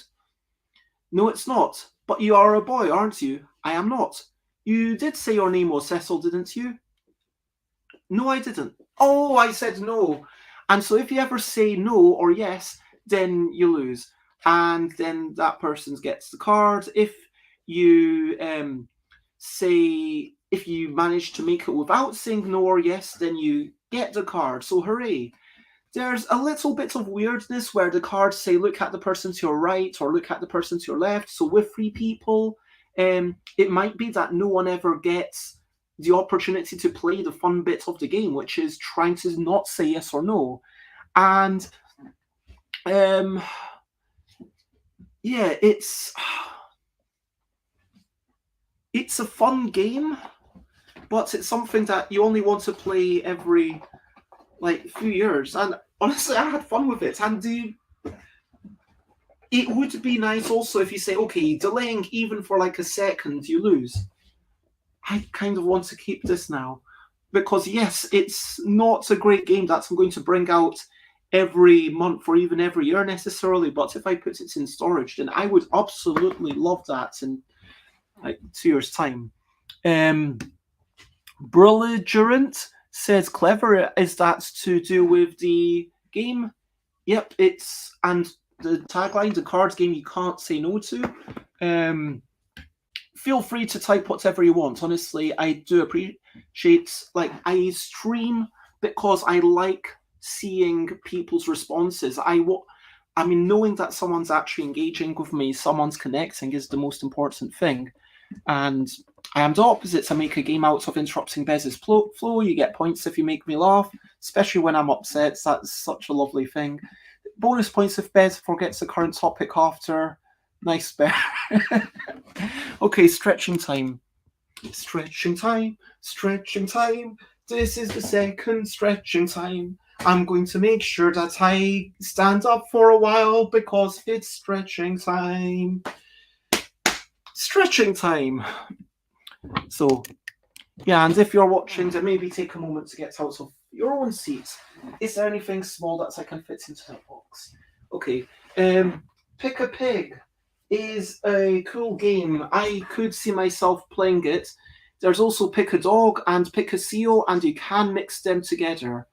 I like the fundamental game where you need to find something that almost matches the next card. It has to have exactly one difference. If you got really good at it, you could play that it has to have exactly 2 differences, which is a house rule. But for me, the sad bit is when you get to the end. It's like you lay a bunch of cards out and then you start grabbing them, and then at a certain point it's like, okay, that's the end. And there's not this kind of triumphant ending. It kind of feels like it peters out a little bit. But the fundamental game is solid. But the fundamental thing of find exactly one difference, that's solid. Yeah, it's nice. Yeah, I think that I'm giving it up because for me, I've got enough games that some of which I designed. I would look. I'm biased, but if I've got a choice between two games that I think are roughly equally good, I'm going to choose my own. So of course, I'm going to choose a game about quickly grabbing creatures that are totally different and counting your beetroots or turnips or radishes over that one. And that's a big part of it. I don't feel like I need both. I think that box is full. Hooray! I filled another box. And there is... Oh, there's a semi-co-op sticker. I'm going to keep that. Let's start with the big boxes. Photosynthesis! Talking about games that... So I'm not just getting rid of games that I don't like. Photosynthesis is genuinely a game I really like. Xate could confirm, I'm currently, I believe, number 10 on Board Game Arena in ELO, and I think that's pretty good, right? I mean, being the 10th best, and I think I'm like second in Board Game Arena rankings. So I really like this, but my issue is fundamentally that the same as any perfect information combinatorial game. I said 10th in terms of ELO, second in terms of arena ranking. Yeah, that's what I. Yeah, Xate's confirming. I am very good at it, right? I mean, that's a good score, I think. So, and Belligerent says, I hear good things about photosynthesis, but never played. Let me explain what you do, and I might even, if anyone asks, I'll do like a longer, marginally longer video. You've got these lovely pieces. You put them on a board. Pieces, shadow, smaller pieces, or pieces of the same size. So, boom, it casts a shadow. Too tall, casts a shadow. This shading mechanism is the key part of the genius. And on the board, every turn, it rotates. And when I play it, I feel like I am a tree. I don't know what a tree really feels like, but I really need to plan ahead. I feel like I'm able to see, not just for this turn, but also the next turn and the next turn. And then suddenly I start to realize it's about allowing myself to be in the light. And yeah, it's this wonderful game. I mean, I honestly feel like Xate would really love this, and I'm surprised that you've not played it. You must have played it on Board Game Arena, surely. But it's got this beautiful combinatorial aspect of you can plan out from the first move to the last move. Like with 4 players, with 3 players, it's player chaos. And I wouldn't choose to do that unless it's with people that I know or as a bit of a lark.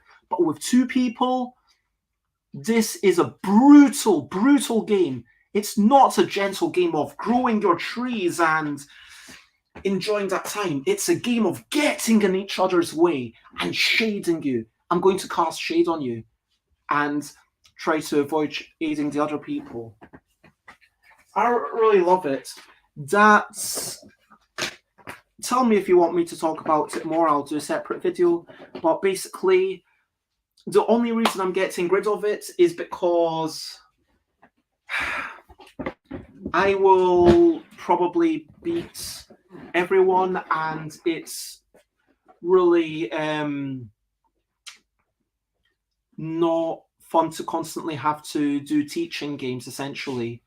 I played against Dave Weatherall. Like, I was cooking dinner at the same time. True story. Dave had hurt her hand, so I was cooking dinner, taking charge of it. And I was also learning French at the same time. So Dave was spending, like, I don't know, 5 minutes, like, literally minutes over every single move. And then I was like, yeah, I'm fine. I'm just, like, sitting here reading through the French instructions, which I already know, learning these words. And then I'd make my move quickly. And then I started making dinner, coming back and making my moves. And then at the end, it was very close. But bear in mind, like, Dave had been, like, pondering so hard. And, like, it was, yeah, like, I won. And I would happily play Dave again, you know, but Yeah, that's the fundamental problem with combinatorial games when there's no way to equalize them, and that's why I would kind of rather play it, yeah, against people who are quite good. Yeah. Xate wants to tell everyone that I'm 4th in Silo, 10th in Linux, 10th in Quibbles. I mean, 4th in Silo I feel kind of proud of. Linux and Quibbles, I mean, those are very luck-based games. And enjoy your lurk. Why don't you like it? I'm curious to know.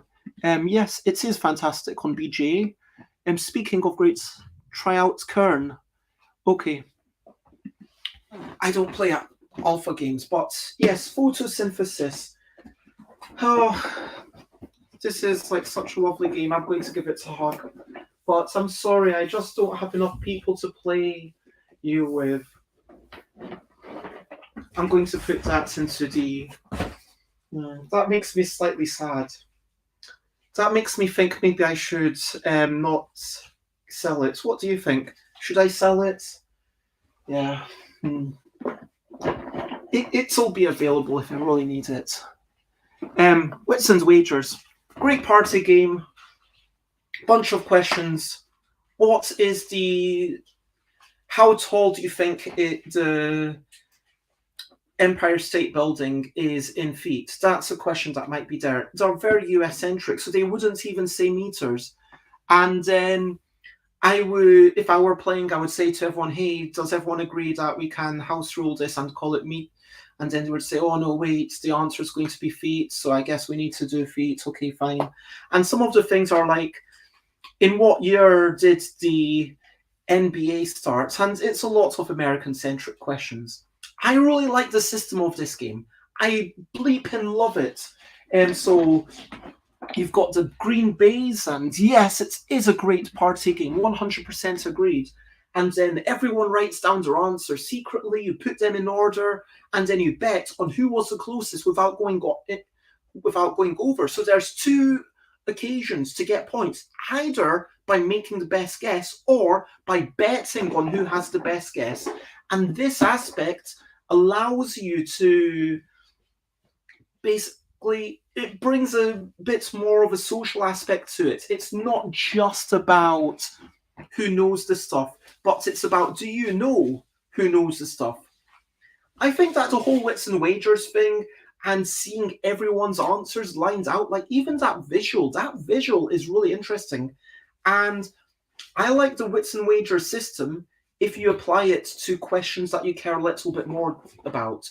For example, how many nights has Bez been incarcerated by the police? 1, 2. It's 3 nights. The answer was 3. Maybe I should have given you an opportunity to guess. 2 nights for a charity haircut and 1 night for illegal art. Let's put it that way. Oh, you already said 3. Congratulations. And you presumably typed that before I said. Well done. So yeah, I like kind of doing the Wits and Wagers system about stuff that we care about, and then like with friends, each friend coming in with a story. So it could be like saying, how many games have I played on Board Game Arena? And then we all guess. And then there's an interesting thing of, okay, do you know Xate? Do you know how many games are on Board Game Arena? I mean, I know that Xate's probably played. I mean, yeah. Now I'm curious. How many games has Xate played on Board Game Arena? Everyone should guess. I'm going to guess. Trying to remember. I'm going to guess 702. Does anyone else want to guess? And oh, it's 653. I did not see that. Oh, I was totally over. Well, I thought you would have played more because of alpha stuff, but I guess you're quite far behind. Oh, you were guessing me. Xate is a bleeping moderator. Like, Xate is a what's your official community manager? Yeah, community manager on Board Game Arena. So Lloyd says 800. So I guess 701. Lloyd guesses 800, and Belligerent says 576 and is going to bet on my answer. I'm going to bet on my own answer. And so, Sates, what's the correct answer? Can you tell us? What we want to know. And that's the interesting thing. You have played 680.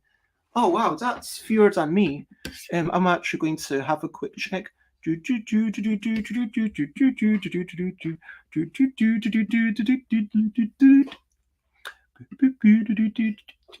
Play now. No, games already played. 703 results. So I've got 703 played. In case you were wondering. So, wow.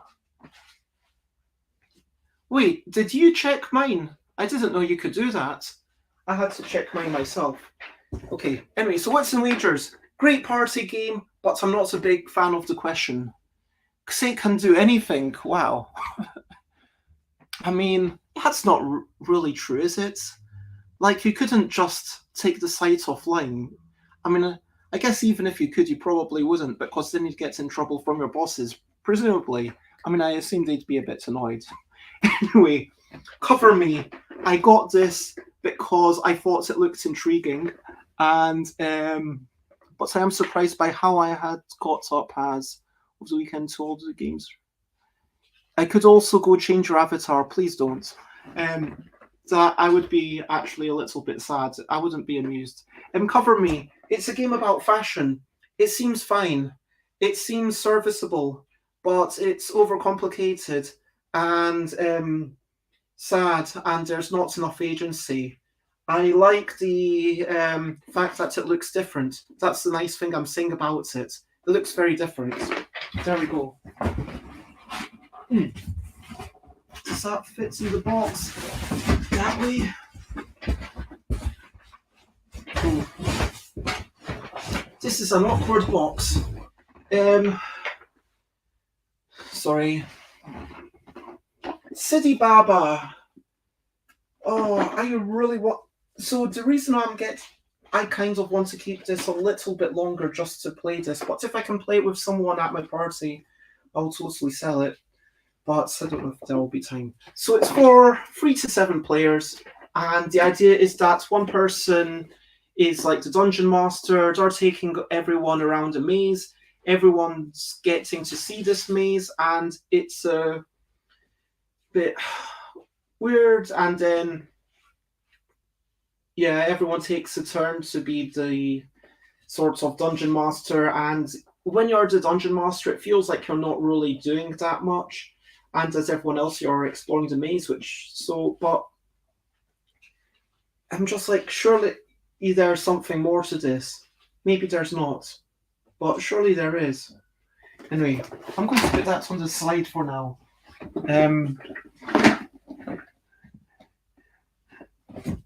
I could change your username and about me. Sates is drunk with power. Mwahaha.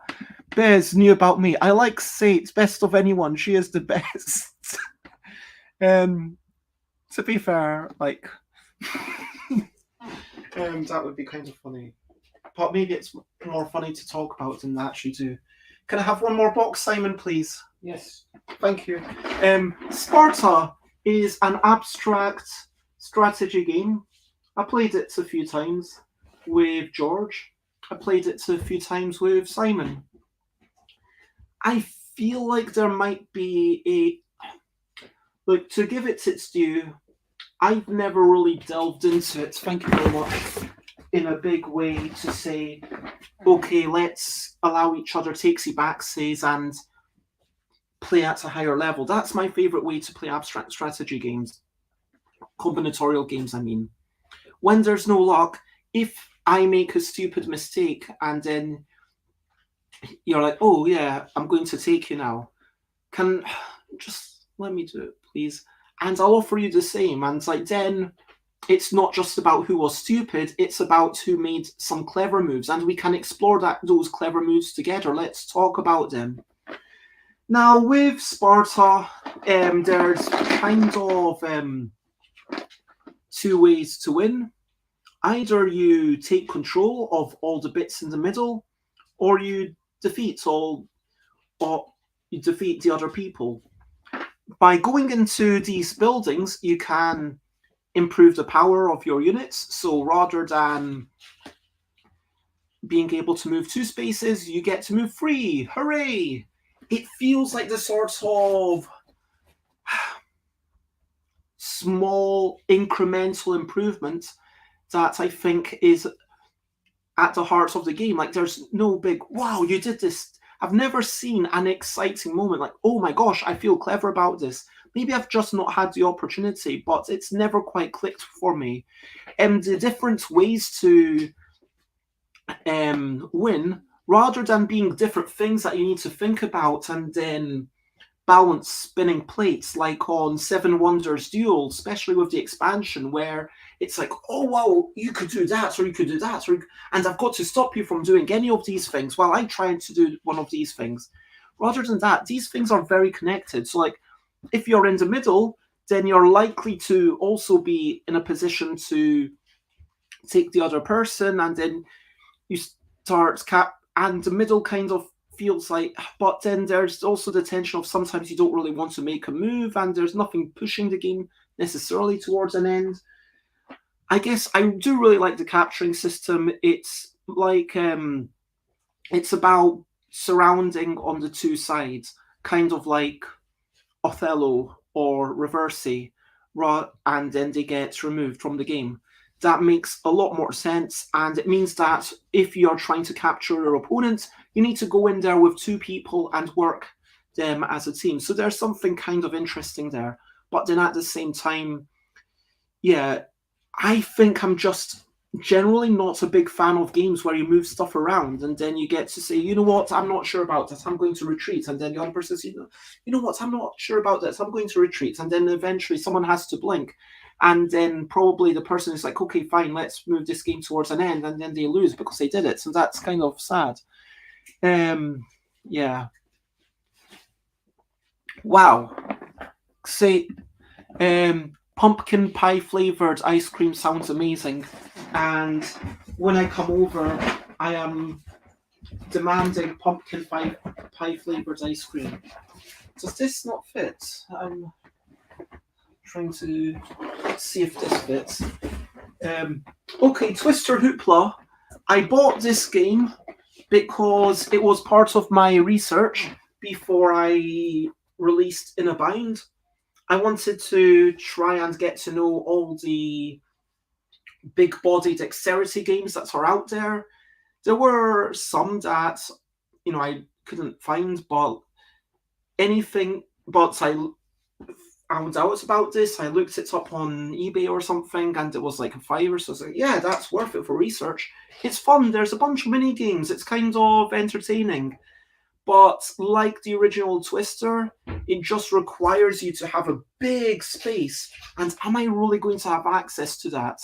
And then, even if you've got, okay, we're doing a picnic, then in order to play this, it kind of demands that you take over a big space. And at the end, it's not like, and there's 5 different games. So, glue, hold the rings in place. That's basically like Body Party. Toss, so you throw rings at your teammate. Race, you just run while holding things. Scatter, which is exactly like Twister, but rings on the thing. And Tangle, and then it's also got this other thing of a Twister T. And of the 5 games, frankly, none of them strike me as, whoa, that was really cool. They all feel very similar to other things that I might have done. I mean, like racing around, it doesn't feel like, whoa, that having that Twister aspect really improved it. Yeah, let me put this in this box maybe. Sorry about the noise.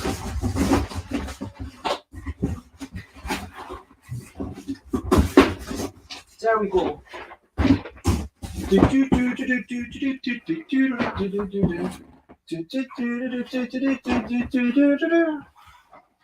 Operation Kindergarten. I've played this only the once, and there's a nice promise of a lot of chaos. It doesn't really deliver. During the game, it feels like you're just doing too much accounting, and yeah, that's it. That's all I'm saying about that game. Where's that one? I'm going to turn that off. Leaders of Euphoria. I've got 2 copies of this. I thought I would work out a way to combine them, but I didn't. That's why I'm getting rid of it. I've got a copy over there. That's open. This is new in shrink. Leaders of Euphoria. It's got a really nice this team versus this team, and you're not quite sure who is who. And eventually, like, the leaders become apparent, and they're like, okay, I've got the leaders. But then eventually, if you get killed, instead of going out the game, you become on your own team, and then can just win as a wild card by slaughtering everybody else. So then it's kind of a race for the 2 teams to win before. So this is basically good cop, bad cop, but refined. And I think it's definitely a better game, and yeah, it's a nice little thing, especially with the arming myself. I've got this ray gun, and now as my next turn, I can shoot you, and it's got like that. That's a really nice mechanism where it's like, okay, I arm myself, and everyone knows that I can do something, and it's a threat, and then on my next turn, I do the thing. And it's kind of building up this pressure almost, if not something like this tension, which is really nice, in my opinion. Oh, there's Difference Junior. It was on the floor. Okay. Yeah. Oni, it's been a long time since I played it. Maybe I should play it again, but it's a bunch of cards in a circle. You try to remember stuff, work out stuff. I like the art. I mean, it's lovely art. Look at it. It just doesn't do anything for me. Province. I've got 2 copies of this. It's a really cute game. It's a cute little 2-player perfect information. Well, it's not perfect information, is it? It's been a while since I played this. Maybe I should keep this one. Simon, do you want to play Province next week? Do you want to play this next week? Okay, Simon wants to play it, so I might keep 1 copy. So, yeah, I'll sell the boxed version because I've got 2 copies, I think.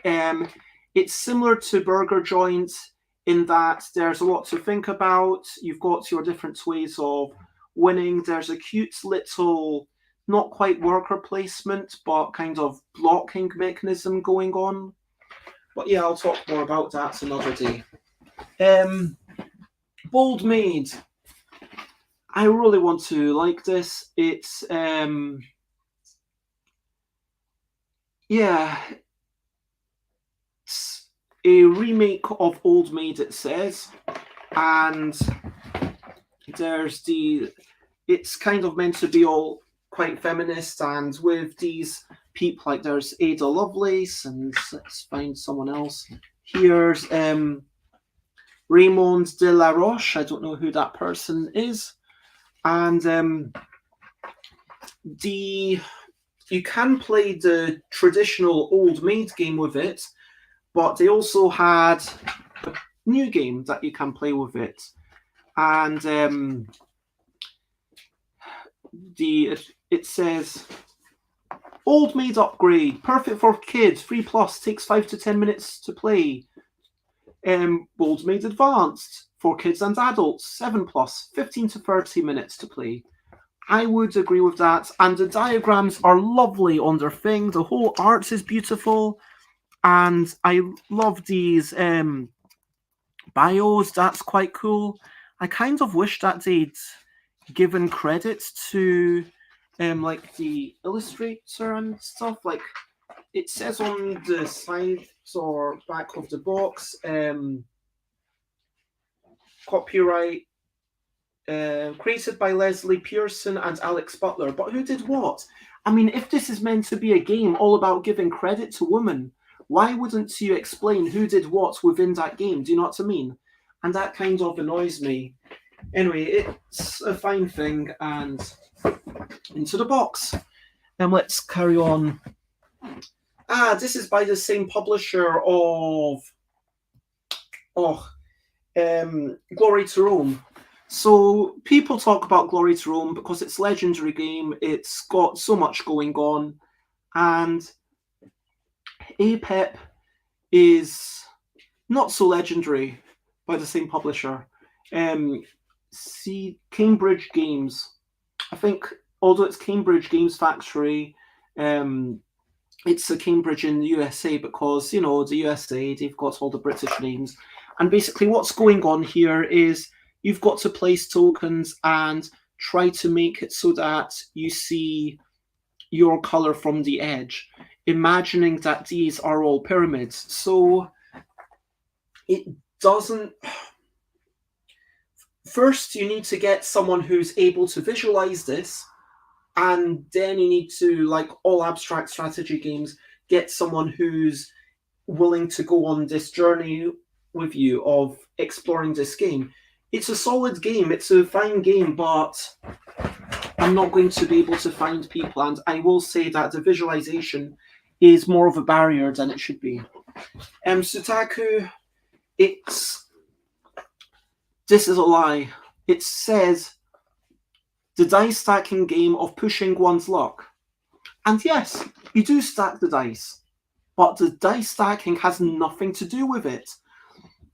The point of these dice, it's never that, oh, you need to stack them. It's that you place the dice and it's higher or equal numbers generally. And so when you re-roll, are you going to get the number that you need? And so as your round goes on, there's fewer and fewer dice, and so you're it's kind of like Yahtzee, and you're trying to get things in a, it could have been a roll. The stacking is a promise that they never fulfill. I mean, yes, you do technically put things on top, but if someone has trouble with stacking, it's not a requirement of the game, at which point, why bleep even have it at all? Yeah. Just getting some other games from the corner. Backgammon. This is a game you all probably know. It's a tiny backgammon set. Backgammon's a great abstract strategy game, but I think that roll and move can be great as long as you've got multiple pieces to move, as long as you've got decisions to make. I think that roll and move can be wonderful, but it's not something that I fall in love with because it still doesn't feel like there's enough to explore or enough agency. It feels like a game that I'm very happy to play a few times, but to play it enough with one of my parents. Austin Powers, the CCG. I played this a few times. The cards here are very limited and don't do that much exciting stuff. And like a lot of these film things, it's like, okay, here's the good side, here's the bad side, now do that. And there's not enough exciting effects. This is just a deck of playing cards. Into the box. Let's see.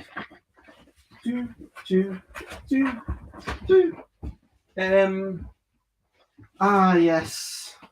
Deck building, the deck building game. This is a really cool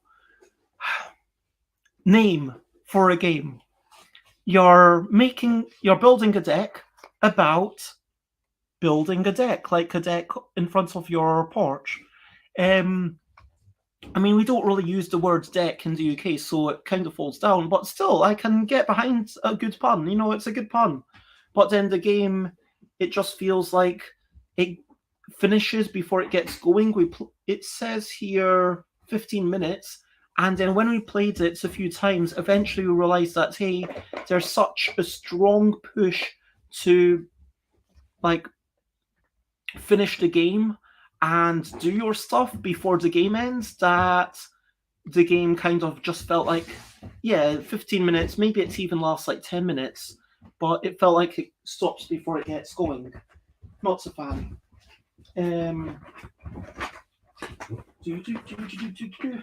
Dragon Slayer by my friend Dave Mortimer. Let me double check. Yeah, David Mortimer. There. Dragon Slayer, nice little push your luck game. You're choosing which dragon to slay, and if you stop, then you don't. Then you get points. If you bust, then you don't get points. Typical thing, but it's got a twist. The twist is that you can push someone to go further. So once you stop, someone then needs to say, well, someone has the option to say, I bet you can't do one more. And then you have to do one more. You can either say, no, you know what, you're right, I probably can't, and you get a point, and I'm going to get like a bit less, or you might say, well, you know what, I'm going to go for it, and then whoever's wrong gets bonus points. Yeah, those are the options. And because of that, you stop before you would normally stop, because you know that everyone's going to push you to go a little bit further. So it sounds like this really exciting thing, but then it becomes this kind of calculated, like, it's a fine push your luck game, but it's fine. It's a really interesting twist, and I enjoy it but yeah.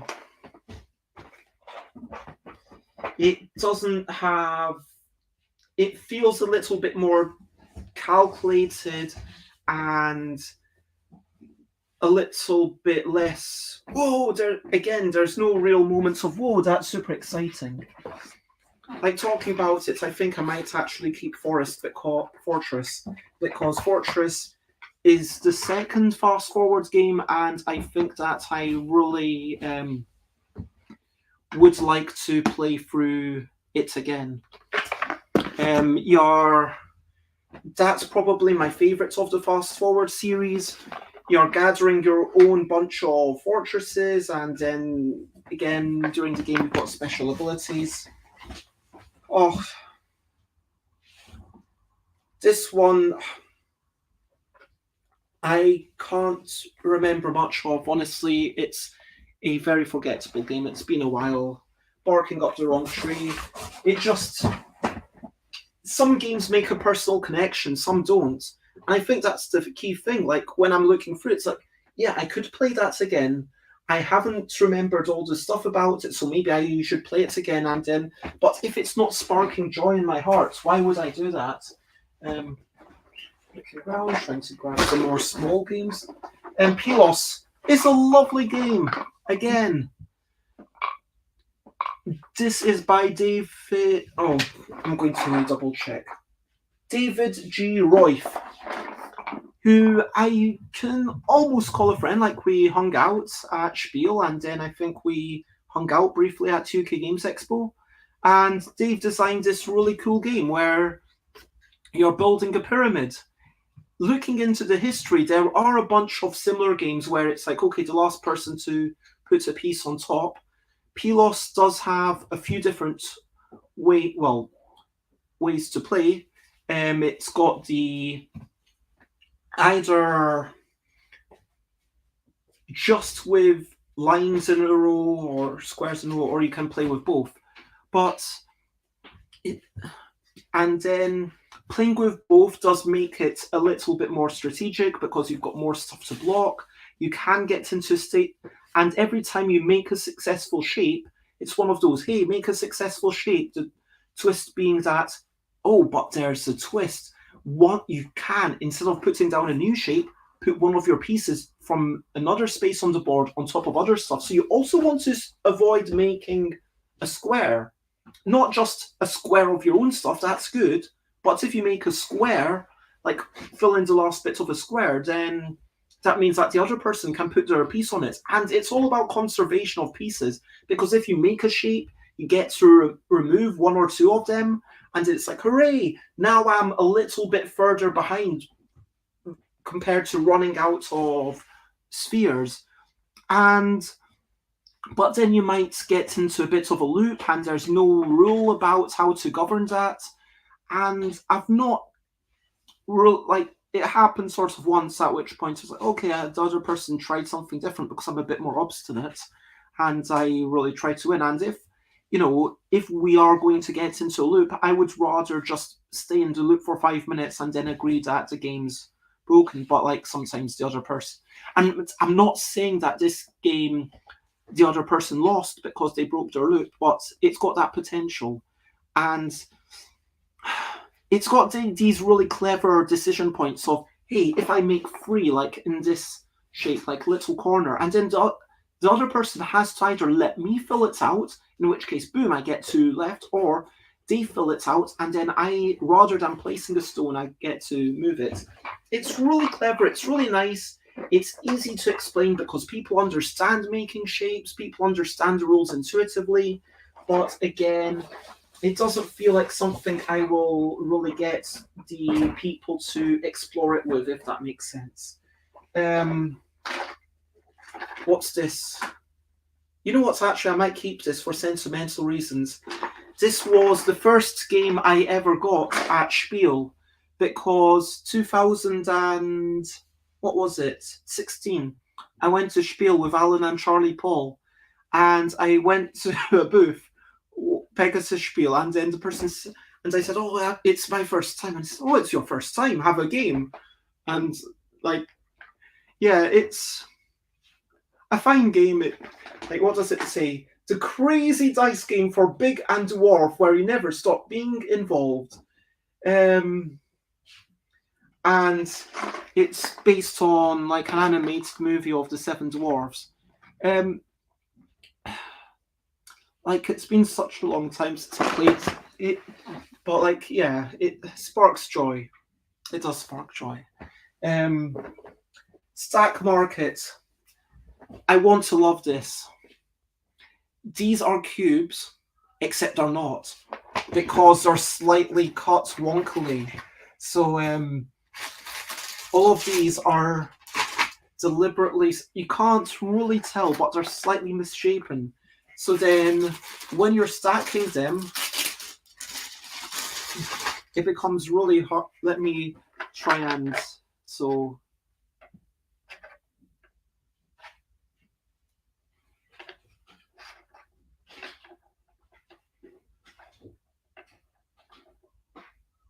See, like, once you start stacking them, you can sort of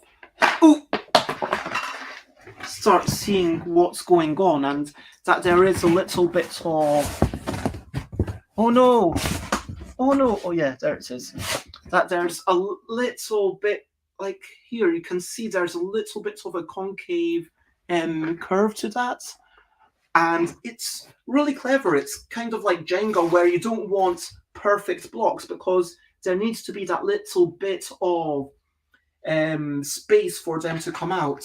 And Stack Market is a really cool...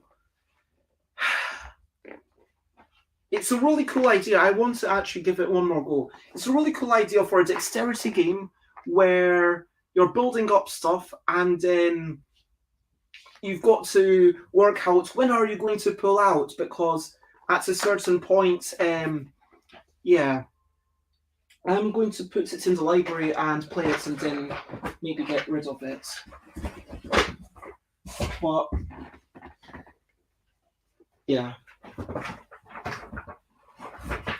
that's going into the box to take, but maybe not sell. Uptown, also known as Blockers. This version has like this weird 70s vibe. It looks like a really old game, and it is old, but not super old. I'm trying to find it. Time, date.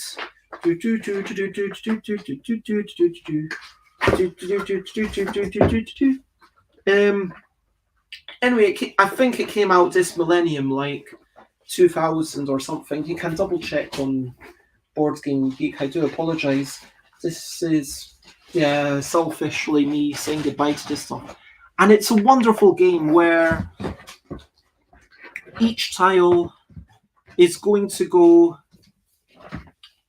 into one of 9 spaces. So you've got this thing, which looks vaguely like a Sudoku board.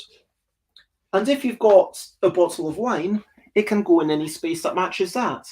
A G could go on any space in that row, a 9 any space in that column. So basically the numbers go anywhere in that column, letters in that row, and symbols in that area. And you've got access to a small parts of your letters and stuff at a time. And so that's where the uncertainty comes in. What's wiggling? Oh, it's this, okay. That's where the uncertainty comes in. But it is an abstract game, and I enjoy it. I enjoy messing around with it. I don't think it sparks joy for other people in the same way as it does for me. With 3 or 4, it does become this vicious game of getting in each other's way, and then someone's like, oh, you all both got in my way, and then they're a bit sad. But with 2 players, the gloves are off, and I would happily play this, like, 2 players board game arena. Am I going to get people to play it with? I might actually keep this. I feel like I'm keeping too many games, but I'm definitely getting rid of most of them. Yeah, I'm going to keep Uptown a little bit longer. Awesome. I'm giving this away. It's by my friend Sarah Kennington. It's a nice dexterity strategy game where the dexterity part is how many cubes can you balance in your little Minecraft. So you've literally got a little minecart, and you've got this bag of stuff, and they're good, big, chunky cubes. Wow, these are really nice cubes. I almost want to keep them for bits. Wow, this is really nice money. I almost want to keep that for bits. Although that then seems a bit sad. But yeah, so with these, it's like, okay, you put in 1 and then you put in a second, and then at a certain point, it's like, well, how many can you put in? And you've got a theoretical limit, but there are. And the advantage of having multiple more cubes in your minecart is that then you don't need to sort of keep reloading it as often. So as long as you can move your minecart around the track, then you can keep it. But if you drop off any of these pieces, then that's too bad for you. But so yeah, I always found that there's like a secure limit of like this is 7, and then once you go above like 9, it's really unlikely to work, and there's not enough incentive to do those 2 extra, because it's literally just, well, I'm doing visits like half as often is, yeah, it's a disadvantage, but is it the biggest? The other issue I had was 2 players, and there's not enough competition. Like, it feels like the board was slightly too big for what it is, because like a big chunk of the game is moving stuff around and getting in each other's way, which is nice, and it fits the vibe of the game.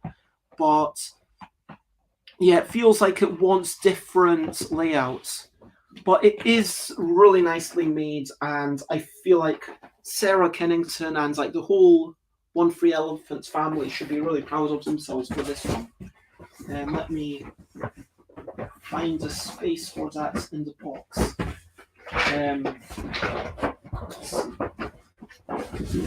Let's actually make this a new box. Or is there something thin? I think that box is probably about. Oh no. Let me grab these. 5-minute chase.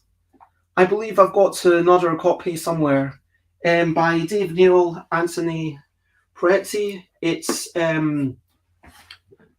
laying down cards quickly, asymmetric. One person's trying to lay down cards until they manage to lay down enough to win and escape the police. The other person's quickly looking around to see which tile they should put, which of these symbols they should put on each tile. And then once they've done that, then they get to move on. And if they get to catch up, then hooray, they've won and they managed to capture the criminal. It's a nice game. I've just got 2 copies of. I will say that again. There's a lot of speed games. You know, if you aren't winning, it can be a bit, oh, what's the point in even playing? Because you don't have your own objective to really try and go for. And but yeah, as a 2-player only thing, it also means that you can't really get it's hard. Yeah, I think that's the eternal problem with speed games, but it is a really nice one. Loganstone's memory placement. If you place down rock and it's beside scissors, then scissors flips over. If you make things in a row, then you win. It's what's the word I'm looking for? It's one of those games where you don't really have your own pieces. You've got a bunch of pieces, but once they're on the board, like, they're everyone's pieces, and it's just, okay, I'm trying to be the person to make the final move. And they are these really big, chunky tiles, and it's really nice how they're this little hexagon, but like with a little lip so that you can move them around. I don't know if you can see that. So it's kind of like a disc, like a UFO, and it's really well made. I'm just not a fan of memory games, I guess, is what it comes down to. And so, yeah, it's kind of almost perfect information. And if you can't do the memory aspect, then you're stuffed. Yep, that box is totally full. There's another box, and that box, and okay. Order of the Stick. This is one that I haven't played. It says time 3+ hours. Space, better clear off the table for this one. And if you like long games that will take an afternoon, this feels like a, if Talisman doesn't fill you with dread, or even better, if you enjoy the comic Order of the Stick, then maybe try this one. Just getting people together for what says a 3+ hour game, but is reportedly like more like 4, 5, 6. It's a big ask, and unless we're all behind it, no, I'm not going to do that. I'm not going to ask that of people. I feel like, some games fit into your life. Sometimes you need to move your life around for games, and I'm not wanting to do the latter. Oh, shoot. Where's Stack Market gone? I left the rules out. Where is Stack Market? I know I could.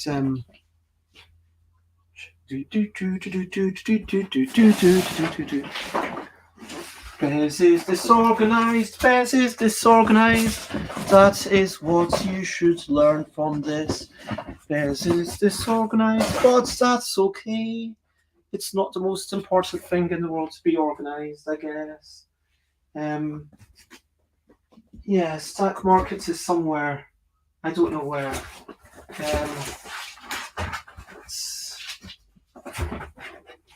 I might. I mean, I might just put the rules in and sort it out on Friday. Okay, these are decks of playing cards, not much to say about them. Safebreaker by Dave Cousins is a surprisingly cerebral game. It says 10 minutes, 3 to 6 players. It says a game of deduction, memory, and murder. And yeah, there's the memory part seems like it's weird. Like if you've got a game about strategy, that what does it say? Lloyd says, I love how Bez has convinced me off buying any of the games they are actually going to put out on sale. Really? I mean, surely I've said really nice things about like the abstract strategy games.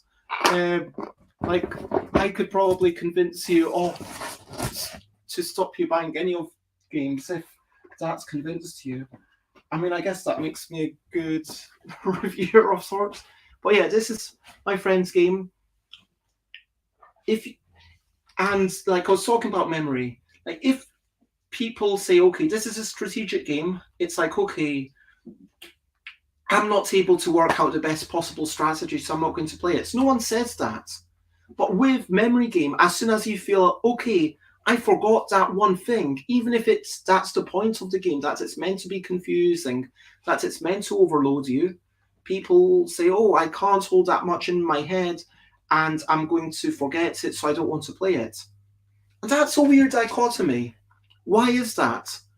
I think that if your group is different, if you can find if you would enjoy having the challenge of having your mind overloaded with stuff and having to remember who has what, and okay, I've seen that, but I'm not allowed to write it down. I've got to remember it. Imagine Cluedo, but with a little bit more information going on, but you can't write down stuff. And like that sounds rubbish, but this actually works. Dave Cousins is a solid designer, but it's just because people normally go, oh, I'm not playing a memory game in that way. I mean, it makes me actually want to keep it, but like it's just a challenge of finding the right person for it, and that's the thing. Like I've never found the right person yet. Will I? Maybe you know the right person. This is Province. I'm going to keep this one so Simon and I play it, but maybe we will play this soon and then pack this in. Rocks is a really, really nice kids game.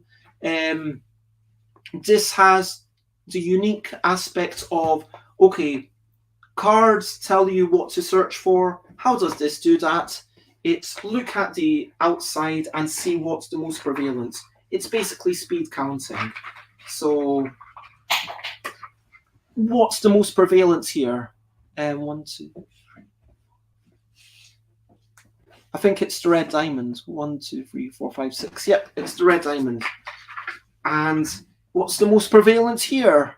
And then once you've checked what's the most prevalent, then you find something that matches in the center. So you've got your blue squiggles, the yellow sort of triangular thing, and the green lines, the white kanji symbol, I don't know what that is, and the red diamond. Like, of course, you've got to check out the red. Red's the best color. And it's got this magic eye thing, which is cool. Not enough games use this. And so you put that lens on stuff, and then it hides the red. And so when you're checking at the end, it's like, okay, what was the color? The correct answer for this? Well, you can't see very well, but red diamond. Hopefully you can see that. Whereas when you take that away, it's meant to be obscured. But in reality, if I look at that, I can sort of see, yeah, that's clearly a red diamond. I don't need this to de-obscure it. And so that's a little bit unsatisfying. The scoring is a little bit extraneous, but as a kids game, as a hey, let's do this thing quickly, it's fun. As an adults game, as a hey, let's do this thing quickly, and it's a super simple thing to do, but because we're doing it quickly, I'm going to make a mistake because sure I can count up to 6, but if I'd spent like 3 seconds over every single one, I would lose. So I need to be the first, and yeah, there's something interesting there. What's bad about it? Just it's limited in what it is, and I think I mentioned the slightly overcomplicated scoring, but you can house roll that. This is trick question. What is the difference between here and there? What goes up and down but never moves? What month has 28 days? Those are the examples that they give on the back of the box. And then the answers. What's the difference between here and there? The letter T. What goes up and down but never moves? A staircase. But maybe I would have said a ladder. Surely a ladder is just as correct. And hello, Time Roller, it is lovely to see you. And yes, that is correct. All months have 28 days. Exactly. And the questions are kind of interesting, but yeah, from that you can probably tell if you're going to enjoy it. And the game, it's like teams trying to race to be the person to answer it correctly. It's perfectly serviceable thing.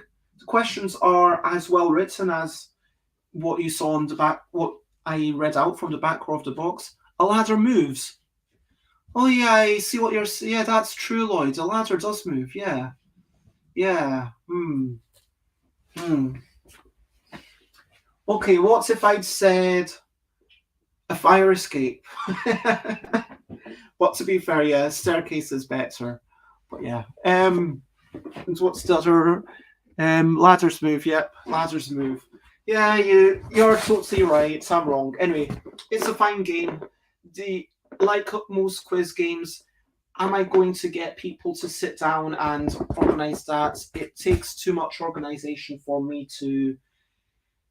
And I guess I don't want us to be racing to complete a puzzle, which sounds weird because I like racing games. Like I like a game about quickly matching words to pictures, but never words or pictures to pictures. But these are things that will last like 5 minutes or 10 minutes maximum, and I kind of enjoy that.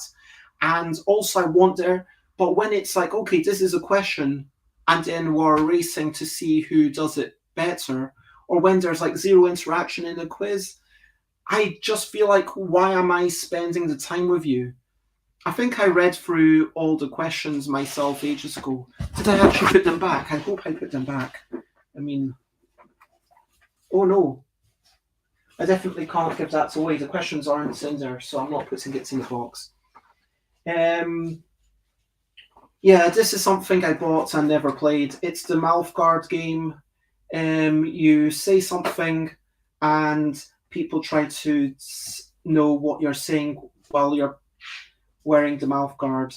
It's meant to be funny and, speak out. When this came out, there were so many versions of it, and it's really not a COVID friendly thing. And with 4 mouth guards, it's like, well, can you only play with 4 players? Or because it says suitable for 2 or more players, but then if you're going to be sharing the mouth guards between people, that's kind of gross.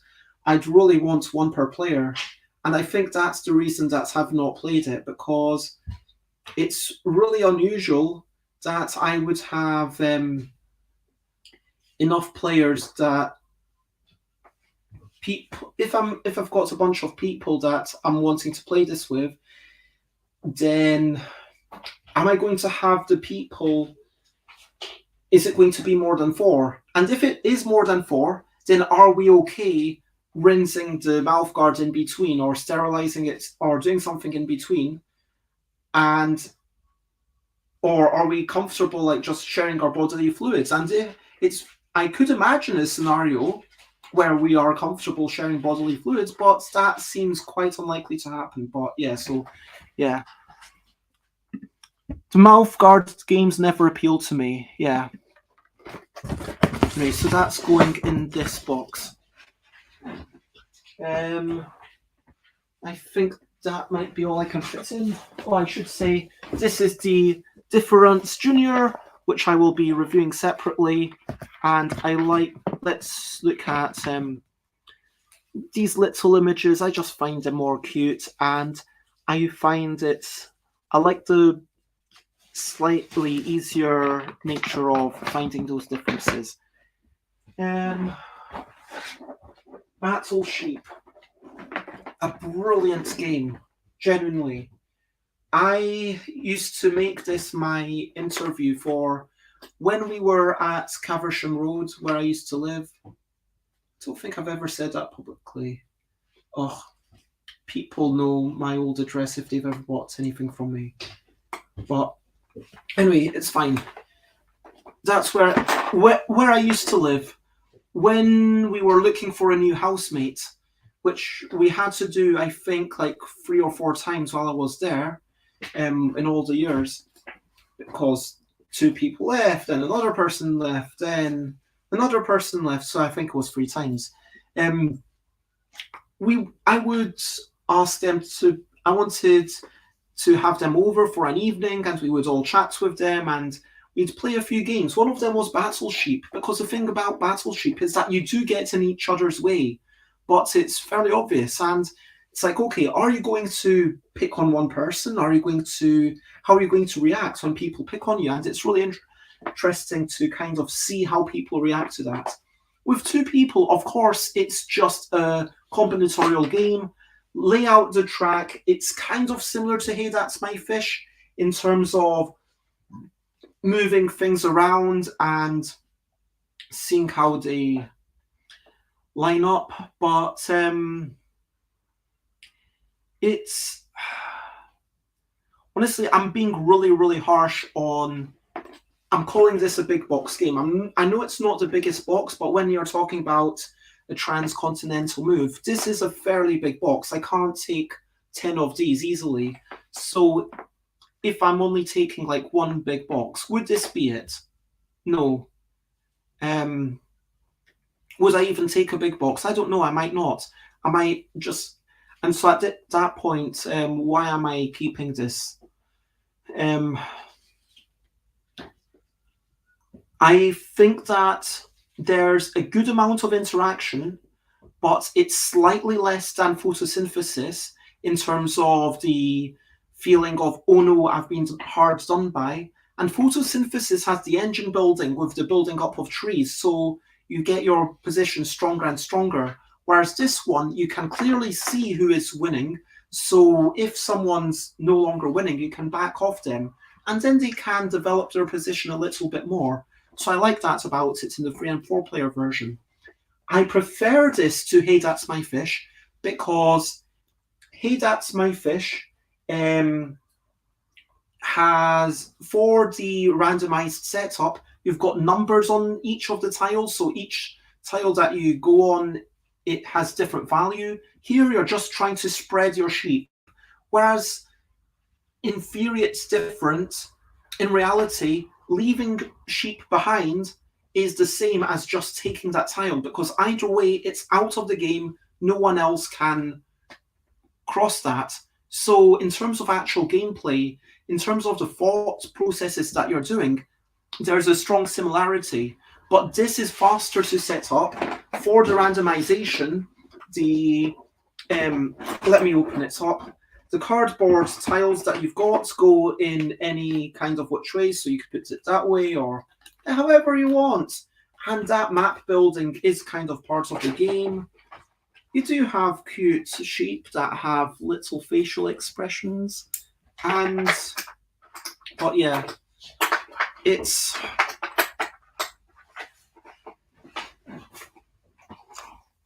Yeah, what can I say that's bad about this game? I'm kind of struggling. it could be a slightly smaller box, I guess. Could it? I mean, let me try and tip it without falling.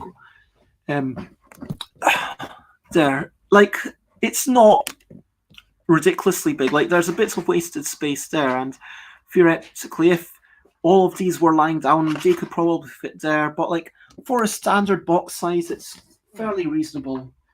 I think it's. Oh, you know what annoys me? This rule sheet, because it's teeny tiny.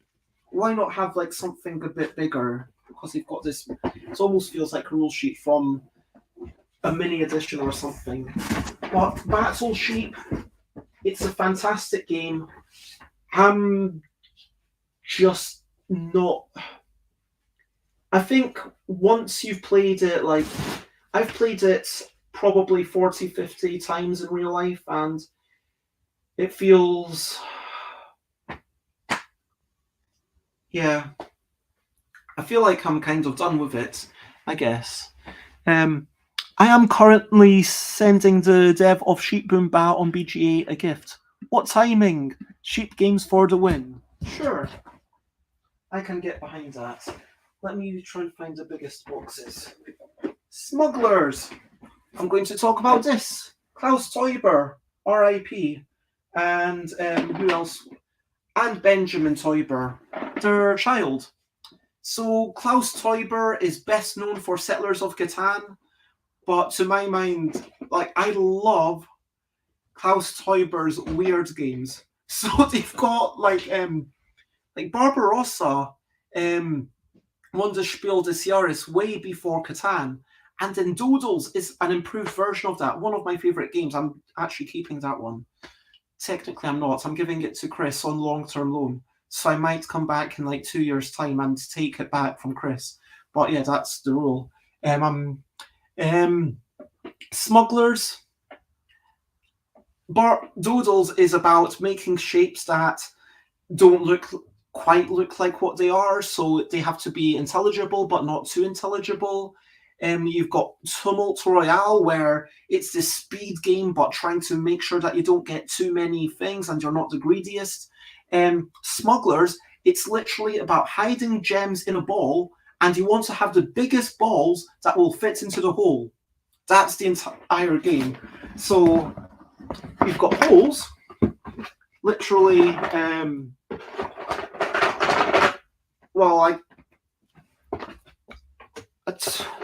You've got holes where you're sort of. This is coming like so, and you start your ball rolling on that side, and then this is, how does it fit again? Yeah, it's like that. And so hopefully you can see, like, there's little square entry holes for the balls to fit in, and then you've got to just eyeball it. You can't be measuring it up. So then you've got this putty. It's in an egg because to keep it relatively clean. And you've got to hide the gem so other people can't tell what it is, and then make sure that your ball fits in here.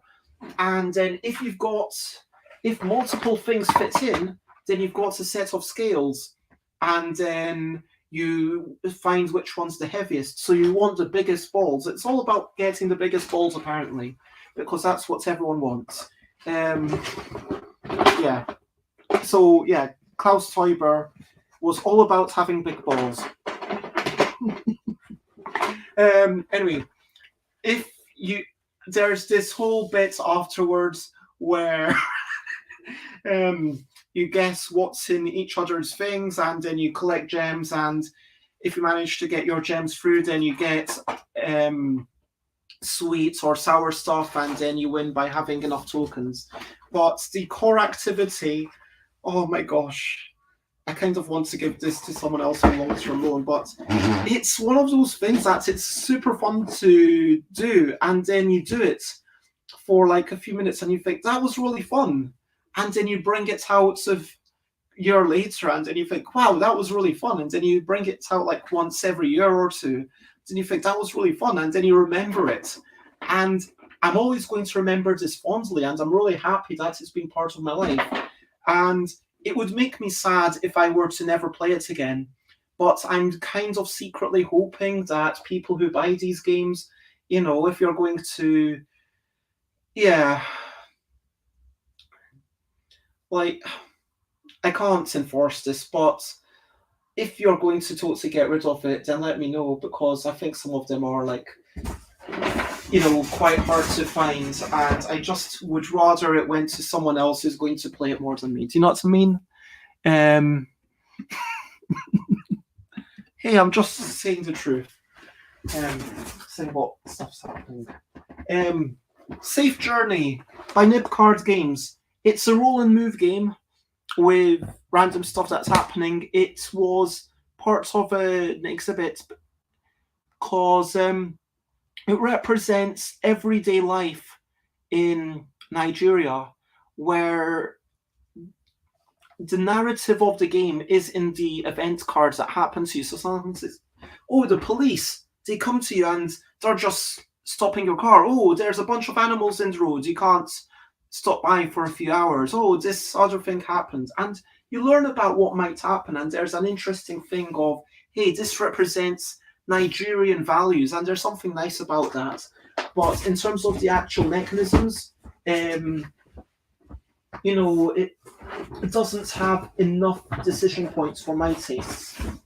Just about fits in there. Let's go for. I'm sighing because I really love this game, and I'm slightly sad to get rid of it. But you know, I've not played it for a while. I could get it again potentially. This is missing the instructions, but the instructions are super simple. It's all about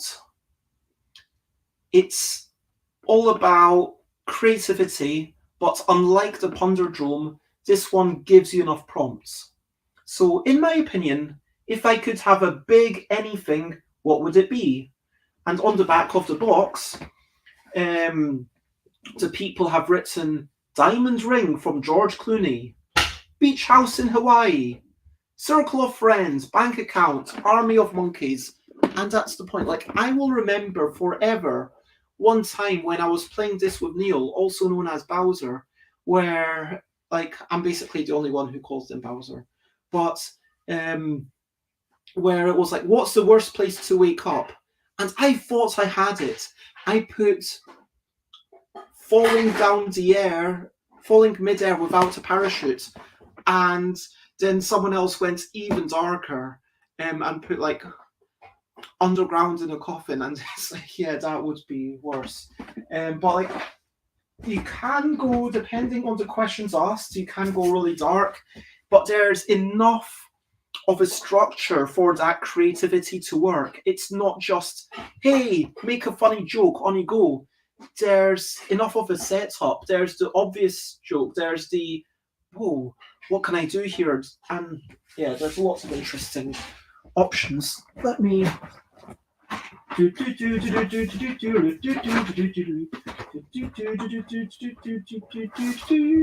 And that's not great for that size. And let's talk about Animal Upon Animal. Tier auf Tier, I think it's called in German. Oh, it's got all the names. Pyramid d'Animaux. The Pyramid of Animals in French. That's interesting. So the Spanish is Animal sobre Animal. So the French people just have to be different according to this one. But yeah, there's a bunch of animals. Put them on the alligator. It's cute. If you make a mistake, you have to take the stuff back. That vaguely reminds me of Hamster Roll. Like, make a mistake, get stuff back. Make a mistake, get stuff back. You might think, oh, there's a danger that the game never finishes, but no, because one of the dice sides, you extend the base, so you will get rid of stuff no matter what. And with younger kids, it might last a little bit longer, but I think it's a solid game. And I think that, yeah, I don't know what, I would say like 3+ for this game. It says 4 to 99 for the age. I mean, I would say, why do you have an upper limit? I mean, if you're 100 years old, you could play this. But yeah, I think it's a solid game. Like, oh, it doesn't quite fit either. What? I think that box might be full as well. Simon, can I have one last box, please? Yes. Thank you. So let me talk about Dead Man's Doubloons by Jason McKelly. This is a gorgeous game, and there's so much going on here. And you open it up, and there's an island, and then you go around the island, and then why do I not like this? I think it's because I've played it a couple of times. Thank you very much. You're welcome.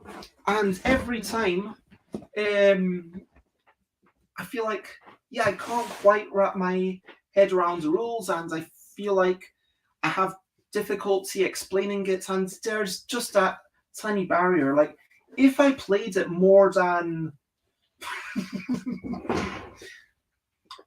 if I played it, like, even once a year, to be honest, I might like it a lot more than I do.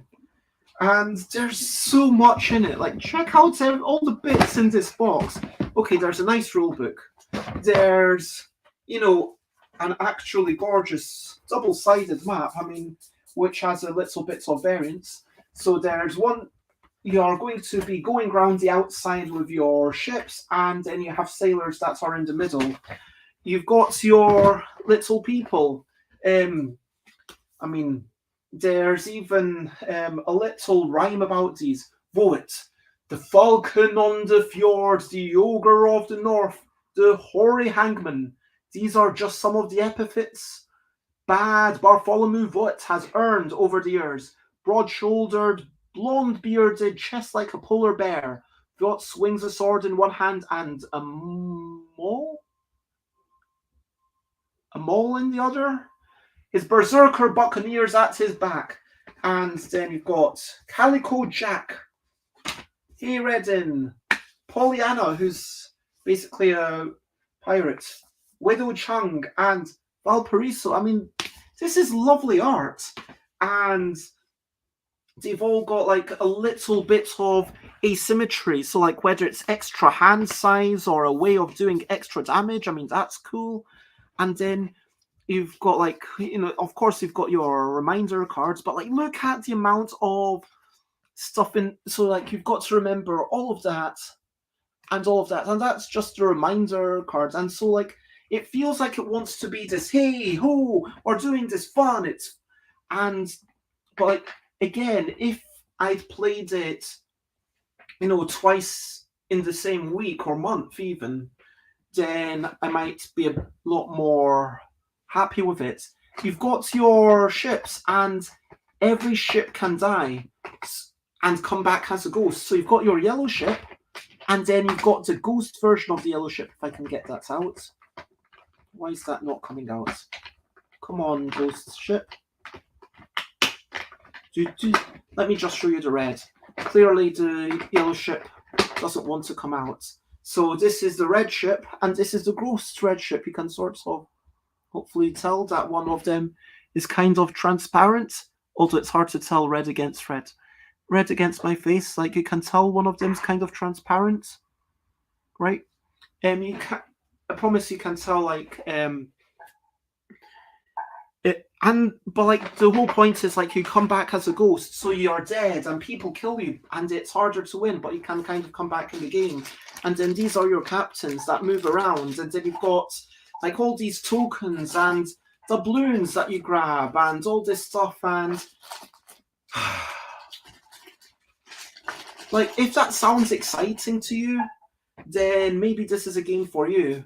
But to me, it's kind of honestly like at a certain point, it just feels tiring, and I can't be like I get that I'm not doing this a fair justice because I don't play it regularly, so I haven't given it a fair whack.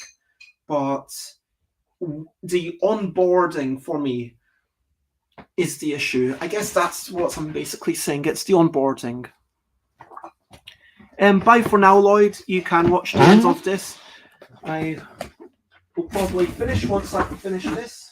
But yeah, just 3 games left to go. But have a good dinner. Palazzo, I played that last night, I think. It's a nice game. Reiner Knizia, really nice auction mechanism. Auctions don't normally work 2 players, but here it does, because you've got 3 different currencies, and in your cards, you're picking up, it's kind of like, I was going to say, I can't remember the name of that other game, but basically you've got these 3 currencies, and when you're paying, it doesn't matter which currency you use, but you can only use one of them. So you don't just want to take the highest cards. Sometimes you want to take something in the middle. And when you're taking cards, you get a couple for yourself and 1 for each other player. And when you're getting stuff, like the stuff that you spend your money on, you initiate an auction, and then the person who initiates the auction gets a bonus 3 money. It's like, just for this auction, you get this token, which is a +3 to whatever you bid. So I will start off the bid at 3, where I'm spending 0, and then you'll say 6, and then I'll say 7, and I might win it at 7, but I've only spent 4. And that's a really good offer. And so it's this kind of thing of, hey, maybe I don't want to keep getting money because being the auctioneer is such a powerful thing. And so that's an interesting decision point of, do I want to be the auctioneer because I get this bonus for the money, or do I want to take money from the pack of cards? And that's interesting. And then the other interesting thing is that in the middle, not only are there a bunch of tiles that you can spend money on, but there's also this bit where you're kind of buying straight up from the middle. So that value goes down and down. It starts at 9, and then the lowest I ever saw it go was like 5, at which point it's like, well, I'm just buying this stuff because this is such a massive opportunity. So that sets a base price for what these things are worth. But then it comes to what you're actually doing, and the actual thing you're building is just a palace and different floors, and you have to count the windows, and the whole scoring at the end is kind of fiddly. And it's nice. I mean, it's a fine game. I would happily play it again with someone. And I'm really glad that it exists, but I wish that this auction mechanism was present with another game, and I might do that myself. But yeah, animal upon animal in the box. Happy pigs. Oh, happy pigs. Are they happy? I don't know if they are. I mean, they kind of get forced to inseminate, and like, you feed them, you force them to reproduce, and then you sell them. And yeah, that's it. Buy pigs, feed pigs, reproduce, and sell them. And it's a nice kind of strategic resource management game. Honestly, like, the front of it suggests something far more family orientated, far more actually, the fact that it's 2 to 6 is a really nice thing about it. It feels like it's more of a, just from the front of the box. Am I wrong, or does this look like it's going to be a riotously fun time? But it's not. It's actually, what do I do? And then everyone puts down their cards, and it's simultaneous action where you want to do things that not too many other people have chosen, because the more people that chose the same action as you, the less value it gives. So you want to be different, but then if there's some really good pigs on offer, and then you're like, hey, wait a minute, I'm going to just get my pigs to reproduce, or maybe I'm going to buy the items rather than the pigs. And then everyone's thinking the same. So it's got that kind of Yomi, where, like, just, can you tell what that person's thinking, given that, what are they thinking that you're thinking, that kind of thing. And so there is a really nice thing, and I love that simultaneous action selection. And then the game is kind of, okay, build up the pigs, and it's fine, it works well. And I think actually Leela might have said this, but Yeah, and also I'm talking myself out of selling this, but I think that my one issue with it was basically that it didn't quite gel across different player counts as nicely as it could have. So yeah, I'm going to put it in here and see if anyone wants it on long-term loan. I'm going to do the same with Uptown. I'm going to put a few games where I say anyone can have these, but you need to tell me, and I have the right to take them back from you at some point in the future. So basically, if you're going to play it, then great, you can play it, but I will want it, maybe. Blackmail. Some games you never play. People, look, if I was doing an individual review about a game, that's not fine. If someone sends me a game, I'm going to play it a few times. But this is a game that I bought because it was a quid. And then I read through the rules, and then I was like, okay, what decision do you actually make in this game? And then I chatted about it with friends, like the one decision point, which is where you're blackmailing people, and then we worked out, and then we both agreed that there is an obvious solution, and it's like, yeah, this is probably the worst game that I've got, and if you like, it's not even been unsprued. It literally comes with sprues. Like, it's a little humanoid figure. Can you see that? It's a little humanoid figure. I think they're meant to be cameras. And so, like, you're blackmailing people because you've got the dirt on them. And then all these event cards because, that's the way that people learn from Monopoly, that a game adds variance. I'm probably sounding really dismissive, and that's because I guess I am being kind of dismissive, but I haven't played this game. This is not a review, but it's my opinion that this game is probably terrible, and I have no interest in spending time on it, but I think it could be a perfectly lovely afternoon if you are like, hey, let's watch a B movie. Honestly, if you're the type of person who wants to play, yeah, I'm going to this Talisman now. If you're the kind of person who would spend an afternoon playing Talisman, then why not play this instead? Oh my gosh, I'm being such a bitch today. Okay. That. Come on. Cannot fit. Okay. Jungle Speed Safari. I used to be the biggest fan of Jungle Speed. Like, I think I still have, Jungle Speed with the expansion, and also Jungle Speed La Totale, which gives you a few extra cards. And then I found out about, and I could never get, I had Jungle Speed Lapin Chrétien, which is Raven Rabbits. I couldn't get Jungle Speed Flower Power ever. But then I found out about Jungle Speed Safari. And to me, this is like about licensing, about making something in a family. I mean, this is a fine game. It's another, hey,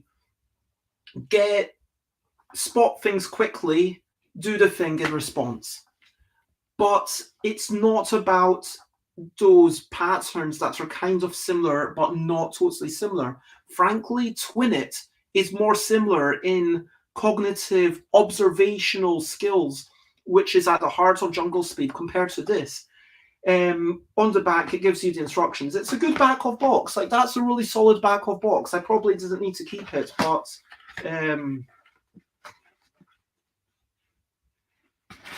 yeah, I've still got it. I mean, and all the cards and instructions are basically in this bag. And it says, if you can't see it, flip a card. Is the animal hungry? Be quick and grab the right food token. Is the animal angry? Calm him down by imitating him. And that's not all. The chameleon and the hunter will test your reflexes. But like, so basically, if you see an angry animal, you need to make the noise. Like, and so there is that bit of like physicality that came into Taco Cat Goat Cheese Pizza, but it never quite. I think for me, the massive disappointment is simply that this is not Jungle Speed. And if you're going to call something Jungle Speed Safari, I expect it to be Jungle Speed, but with a Safari theme. It's like Jungle Speed Kids, it's like a fine game, but Jungle Speed Safari, it's a fine game. Because I'm talking about that, but it's not Jungle Speed. Tinder Blocks, it's a fine game. And still not played it. You use tweezers, put blocks on top of other blocks, solid thing. And I think that is all the games. Wow, that's the end. Yeah, I've got a few books that I'm also getting rid of, so I guess I'll quickly mention them. Oh, Little Miss Inventor. A bunch of things by Paul Stapleton that during the pandemic I asked for them because I said they would cheer me up and I promised to pass them on. Banned Book Club, which is a really nice thing from Kim Hun-suk and Ryan Estrada. And yeah, this is about a real life story about banned books in Korea. And interestingly, Ryan was talking about how it's happening in USA. And also the Book of Pages, it's a fable about, yeah, someone, I might actually read this one more time before it's like this weird story about just finding stuff. But yeah, that's me. So yeah, how are you? What are you up to? Are you in the UK? Are you coming to my party? Are you not? I don't know what's. Let me do. Over to you. What are you up to? You can share a button if you want to. So what are you up to? I am going to, now that I've packed a lot of these games, I'm going to sort of finish arranging stuff. And yeah, probably there's no need for me to have 2 copies of Scandaroon. Let's pop this one in the box as well. And oh yeah, Scandaroon, I've got multiple copies. It's a 3 to 4 player abstracts game that came from a time when Surprise Tear, Alan Paul, and Tony Boydell didn't think that a theme was that important, but it didn't allow people to really immerse themselves with it, so it never flew off the shelf, so it was overproduced. Anyway, so what are you up to? I'm going to be focusing on getting ready, trying to say goodbye to lots of games, maybe playing through a bunch of stuff that's on that table over there, and then playing it with Simon and then getting rid of it. Will definitely take a little bit of time to get outside and have a bit of a wee bits of exercise at some point. Yeah, tomorrow I am doing much the same, packing, getting ready, going to get ready for my party and doing wee bits of exercise, getting a bunch of hair ripped out. And yeah, firstly, I'm going to head to Milton Keynes. So how are you? I'm considering taking a nap because I'm exhausted from Gen Con, says Trombone Dalek. Well, I hope that you had a lot of fun at Gen Con, and if you feel like a nap is what you need, then I think that, allow yourself to do that. Whatever works for you. And question of the day. Here's a little question before we go on our way. So my question of the day is, for me, having this ritual of, okay, I've said goodbye to these games on camera has been a nice way to kind of say goodbye. Do you have a ritual for saying goodbye to games? How do you feel when you say goodbye to games? That's my other question. and recap and wrap up before we finish up. You know what? I'm not going to read out all the names of the games, but I talked about a whole bunch of games. I think that there's 1, 2, 3, 4. Is it? There's about 10 or so. Oh my gosh, there's another 20 now that I've decided I need to work more before I say goodbye to it. No, I'm going to say goodbye to this. I'm being. I can say goodbye to Yes No. I can say goodbye to Burgle Brothers. As much as I might, like, you know, I'm sure that if I really want to play another. Oh, Burgle Brothers is the thing that's kind of. No, I'm fine. Am I? Yes, I am. I think so. Yeah. Share, spread the word. Thank you very much, everyone, for being here.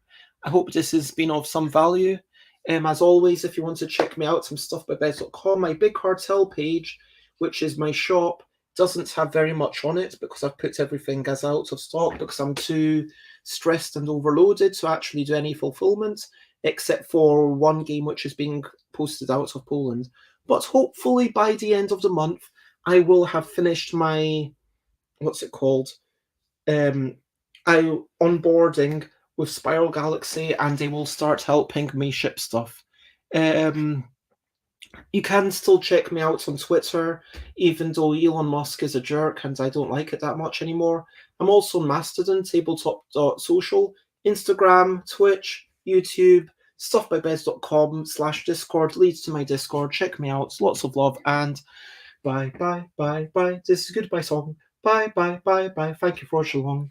Bye, bye, bye, bye. This is the end of the show. Bye, bye, bye, bye. And now it's time to go. Bye, bye, bye, bye. This is a goodbye song. Bye, bye, bye, bye. Thank you for watching along. Bye, bye, bye, bye. This is the end of the show. Bye, bye, bye, bye. And now it's time to go.